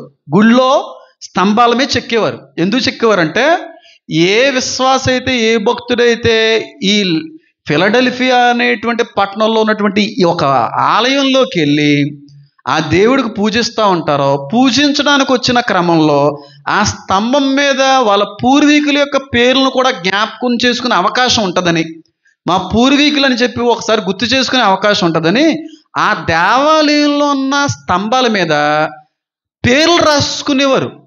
ఎవరు? ఫిలదెల్ఫియాకి సంబంధించినటువంటి వ్యక్తులు, అన్యులందరూ పేర్లు రాసుకునేవారు. ఇప్పటికీ రాసుకుంటారు. కొన్ని గోడలో, కొన్ని చెట్ల మీద కనుక చూసారనుకోండి, లవర్స్ పేర్లు ఉంటాయి తెలుసా. జాన్ సి వెడ్స్ రఘు, దివ్య వెడ్స్ రాము, లలిత వెడ్స్, ఏదో పేరు చెప్పండి, ఏదో ఒకటి. ఇలా చూసారా మీరు? వైజాగ్ కైలాసగిరి వెళ్ళారా? కైలాసగిరి అక్కడ రాక్ ఉంటుంది. ఆ రాక్ మీద కావచ్చు, వైజాగ్ భీమిలి బీచ్ దగ్గర కొన్ని రాక్స్ మీద కావచ్చు, ఒక వైజాగ్లో ఒక మంచి ప్లేస్ ఉంటుంది, మర్చిపోయాను. చాలా ఎన్నిసార్లు వెళ్ళాను నాకే తెలియదు. ఏమంటుంది ప్లేస్? చల్లగా ఉంటుంది. ఉడా పార్క్ కాదు, ఏంటిది? అరకు బొర్రా గుహలు ఉంటాయి కదా. బొర్రా గుహ కేవ్స్ దగ్గర ఎన్ని పేర్లు ఉంటుంది అసలు? లవర్స్ పేర్లు ఫుల్గా ఉంటాయి. అరకు గోడల మీద ఫుల్గా పేర్లు రాసేసుకుంటూ ఉంటారు. అంటే నేను చిన్నప్పుడు చూసిన, ఇప్పుడు కూడా మరి అది ఉందో లేదో నాకు తెలియదు, కానీ ఇప్పుడు ఏకంగా పేర్లు ఇక్కడ రాసేసుకుంటున్నారులే టాటూస్తో. అంటే నా యవ్వన కాలంలో లవ్ చేసుకున్న జంటలు పార్కులకు వచ్చినా, లేదంటే చెట్లు పొంటల ద్వారా వచ్చినా ఆ చెట్ల మీద చెక్కేసేవారు పేర్లు. అలా చెక్కేసుకునేవారు. ఇప్పుడు ఉన్నాయో లేదో తెలియదు, కానీ అప్పుడు ఉండి డెస్క్ల మీద. నేను ఎగ్జామ్కి అది వెళ్ళినప్పుడు 10th అలాంటి ఎగ్జామ్కి వెళ్ళినప్పుడు డెస్క్ల మీద, వేరే స్కూల్కి వెళ్ళాలి కదా, ఐ లవ్ యూ ప్రవీణ. ఆ స్కూలోడే, ఆ క్లాసోడే అమ్మాయిని బీటేసేస్తూ ఉండేవాడు బాబు. తెలిసేది కాదు. ఆ అమ్మాయి వచ్చి కూర్చుని చూసి చూస్తుందని అనుకునేవాడు. ఇలాంటి బోల్డ్ చూసేవాడు నేను. అలాంటి మీరు ఎప్పుడు చూడలేదు, కొత్తగా చూస్తారేటన్నా వంక. ఏం లేవారే సజీవ అలాంటి ఉండవా? మీ స్కూల్లో లేవేమో, మేము చాలా చూసాం అలాంటి. అలాగా ఫిలడెల్ఫియా అనేటువంటి పట్టణంలో వచ్చేటువంటి భక్తులు దేవాలయంలో ఉన్నటువంటి స్తంభాల మీద పూర్వీకుల పేర్లు రాస్తూ ఉండేవారికి లైఫ్ లాంగ్ ఉండిపోతాయి కదా ఆ విధంగా. అందుకే అక్కడ ఉన్నటువంటి సంఘ ప్రజలతో అంటున్నారు, దేవాలయంలో ఉన్న స్తంభాల మీద కాదురా పేరు రాసేది, నా దేవుని ఆలయంలో ఉన్న స్తంభం మీద రాస్తాను ఆ పేరుని అంటున్నాడా లేదా? ఒక్కొక్కరిని ఒక స్తంభం చదువుతున్నాను చూడండి. జయించు అన్న దేవుని ఆలయంలో ఒక స్తంభముగా చేసేదను, అందులో నుండి వారికి మీదట ఎన్నటికీ వెలుపలకు పోడు, మరియు దేవుని ఆలయములో క్రైస్తును ఒక స్తంభముగా చేసి స్తంభం మీద పేర్లు రాయను. ఆలయంలో దేవుని ఆలయంలో ఉన్న స్తంభాల మీద పూర్వీకుల పేర్లు రాస్తున్నారేమో, కానీ నీ మీద ఎవరి పేరు రాస్తానో తెలుసా అని అంటూ మాట్లాడుతున్నాడు ఆయన. ఏంటో తెలుసా అది? చూడండి. జయించు అన్న దేవుని ఆలయంలో ఒక స్తంభముగా చేసేదను, అందులో నుండి వాడికి మీదట ఎన్నటికీ వెలుపలకు పోడు, మరియు నా దేవుని పేరును, మొదటి పేరు నా దేవుని పేరును, రెండోది పరలోకములో నా దేవుని యొద్ద నుండి దిగి వచ్చుచున్న నూతనమైన యెరూషలేము అన్న దేవుని పట్టణపు పేరుని, ఇది రెండో పేరు. మూడవది నా కొత్త పేరును వారిని మీద రాసేదను. మొదటగా నా దేవుని పేరు, రెండోది యెరూషలేము అన్న నూతన పట్టణం దిగి వచ్చుతున్నటువంటి ఆ పేరు, మూడోది యేసుక్రీస్తు ప్రభు వారి యొక్క కొత్త పేరు. ఎవరి మీద రాస్తారు? పరలోకానికి వెళ్ళిన తర్వాత మన మీద రాస్తాడు. అంటే అలా చెక్కేస్తాడని కాదు దాని అర్థం, స్టాంప్ వేస్తాడు దేవుని సంబంధికులు అని చెప్పి. నా దేవుని పేరు అంటే తండ్రి దేవుడు అక్కడ కనబడుతున్నాడు. అర్థమైందని నేను చెప్పేది? తండ్రి దేవుడు కనబడుతున్నాడు. రెండవదిగా పరలోకములో నా దేవుని యొద్ద నుండి దిగి వచ్చుచున్న నూతనమైన యెరూషలేము అనే మహాపట్టణము, దేవుని పట్టణం అని పేరుని. అంటే సంఘాన్ని నడిపించింది, సంఘాన్ని కట్టింది, సంఘాన్ని బలపరిచింది, సంఘాన్ని దేవుని రాజ్యం వరకు కూడా వెళ్ళడానికి సహాయం చేసింది ఎవరు? పరిశుద్ధాత్ముడు. సంఘం మీద ఎవరు వాలేరు? పెంతుకొస్తే నాన్న తండ్రి, రెండవది పరిశుద్ధాత్ముడు, మూడవది కుమారుడి పేరు. తండ్రి, కుమార, పరిశుద్ధాత్ముని స్టాంప్ వేస్తాను నేను మీద అన్నాడు ఆయన. అర్థమైందా నేను చెప్పేది? తన తండ్రికి ఒక రాజ్యముగా యాజకులుగా చేయడానికి వచ్చాడు కొడుకు. అవునా? తండ్రికి ఒక రాజ్యం చేయడానికి ఇవ్వడానికే కదా వచ్చాడు. యాజక సమూహాన్నిగా తయారు చేసి ఇవ్వడానికైనా తండ్రికి ఒక రాజ్యాన్ని సంపాదించి తండ్రి చేతిలో రాజ్యాన్ని పెట్టాలనుకున్నాడు కొడుకు. అదే చేశాడు ఆయన, వచ్చి చేసింది. ఇక్కడ త్రిత్వం కనబడుతుంది. తండ్రి పేరు, కుమారుడి పేరు, పరిశుద్ధాత్మని పేరు. ఈ ముగ్గురు ఒకటేనా? ఆ స్టాంప్ వేస్తానన్నాడు. మీరు ముద్రింపబడిన వారు అన్నాడా లేదా? ఎప్పుడు వరకుని? దేవుని రాకడ వచ్చేంత వరకు ముద్రింపబడిన వాళ్ళం మనం. దేవుని స్టాంపు, ఒక్క దేవుని స్టాంపు. తండ్రి ఆత్మకి కర్త, కుమారుడు ఆత్మకి రక్షణకర్త, పరిశుద్ధాత్ముడు చెప్పండి వెలిగించాడు మనల్ని, ఆదరణకర్త. ఈ ముగ్గురు కర్తల వల్ల సంఘం కట్టబడుతుంది. ఈ ముగ్గురు వల్ల సంఘం అనేటువంటిది ఏర్పడింది. ఆ ముగ్గురు ఏకమే చేసిన పని సంఘ నిర్మాణం. ఆ విశ్వాస మీద, సంఘం మీద నా స్టాంప్ వేస్తానండి. ఇప్పుడు అర్థమైంది నేను చెప్పేది? త్రిత్వం కనబడుతుందా లేదా? అది నా కొత్త పేరు రాసేదని అన్నాడు కదా. తండ్రి, కుమార, పరిశుద్ధాత్మ. పరిశుద్ధాత్ముడు అంటే హోలీ స్పిరిట్. తండ్రి అంటే యాహవే అనుకోండి, అంటే ఇహలోక సంబంధమైన భాష. కొడుకైతే యేసయ్య. మరి ఆయన కొత్త పేరేంటి? వద్దు, అది ఎవరికి తెలియదు అంటున్నాడు కనుక దాన్ని మాట్లాడకపోవడం మంచిది. కొంతమందికి అన్నీ కావాలి, మనకు అవసరమైనది నేర్చుకుంటే చాలు. ఓకేనా? కాబట్టి దీని గురించి డిస్కస్ చేయకూడదని నేను అనుకుంటున్నాను. లేదండి చెప్పకపోతే మాకు నిద్ర పట్టదండి, తిన్నది అరగదండి అంటే చెప్పేస్తాను. నాకున్నటువంటి ఆ జ్ఞానపు పరిమితులను బట్టి నాకు అనిపించింది నేను చెప్తాను. ఆ కొత్త పేరేంటి? యేసయ్యకి పెట్టే కొత్త పేరు నిజంగా పెడుతున్నాడా? నిజంగా కొత్త పేరు అనేటువంటిది యేసయ్యకి రాబోతుందా? 100 వస్తుంది. 100కే 100%. 100కే 100%.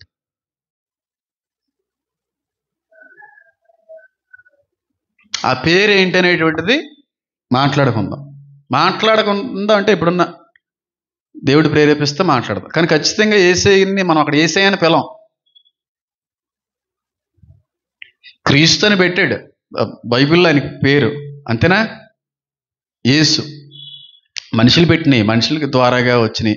కానీ అసలు సిసలైనటువంటి పేరు మార్చబడుతుంది ఆయన చేసిన త్యాగం తర్వాత, చాలా మార్చబడుతుంది. కానీ చాలామంది అనుకుంటారు 19వ అధ్యాయంలో ఉన్నటువంటి దాని ప్రకారంగా ఆ పేరు ఏంటో కాదని చెప్పి అనుకునే ప్రమాదం ఉంది. ఏంటనంటే చూడండి, 19వ అధ్యాయం 13వ వచనం, రక్తములో ముంచబడిన వస్త్రం ఆయన ధరించుకుని ఉండెను, మరియు దేవుని వాక్యం అన్న నామం ఆయనకి పెట్టబడినది.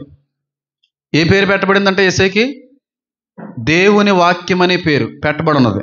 తర్వాత పరలోకమందున్న సేనల శుభ్రమైన తెల్లని ఆరబట్టలు ధరించుకుని తెల్లని కొరములు ఎక్కి ఆయన వెంబడించుచుండ్రి. జనములను కొట్టుటకే ఆయన నోట నుండి వాడిగల ఖడ్గం బయట వేడుచున్నది. ఆయన ఇనపదనముతో వారి నీళ్లను, ఆయనే సర్వాధికారి దేవుని తీక్షణమైన ఉగ్రతను మధ్యంలో తొట్టి త్రొక్కును.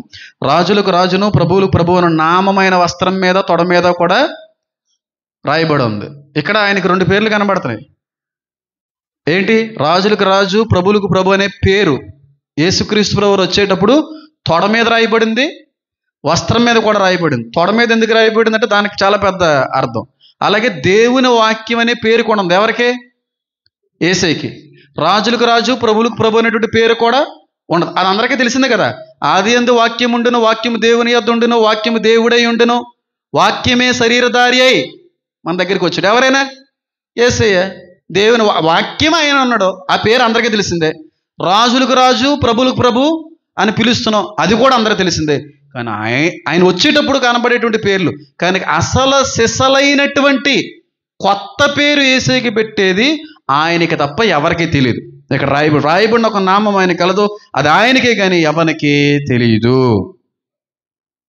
ఇందాక ప్రకటన గ్రంథంలో ఉన్న 3:12 ఉన్నటువంటి వచనంలో కూడా నా కొత్త పేరు పెడతానంటున్నాడు. ఆ కొత్త పేరు ఆయనకి తప్ప ఎవరికీ తెలియదు. కాబట్టి మనం మాట్లాడకపోవడం చాలా మంచిది. ఓకే, ఇది ఫిలడెల్ఫియా అనేటువంటి సంఘం యొక్క చరిత్ర, ఉత్తరం యొక్క ఉద్దేశం. తర్వాత లవోదికీయ గురించి మాట్లాడుకుందాం, తర్వాత అనేక విషయాలు మాట్లాడుకుందాం. కళ్ళు మూసుకోండి, ప్రార్థన చేసుకుందాం.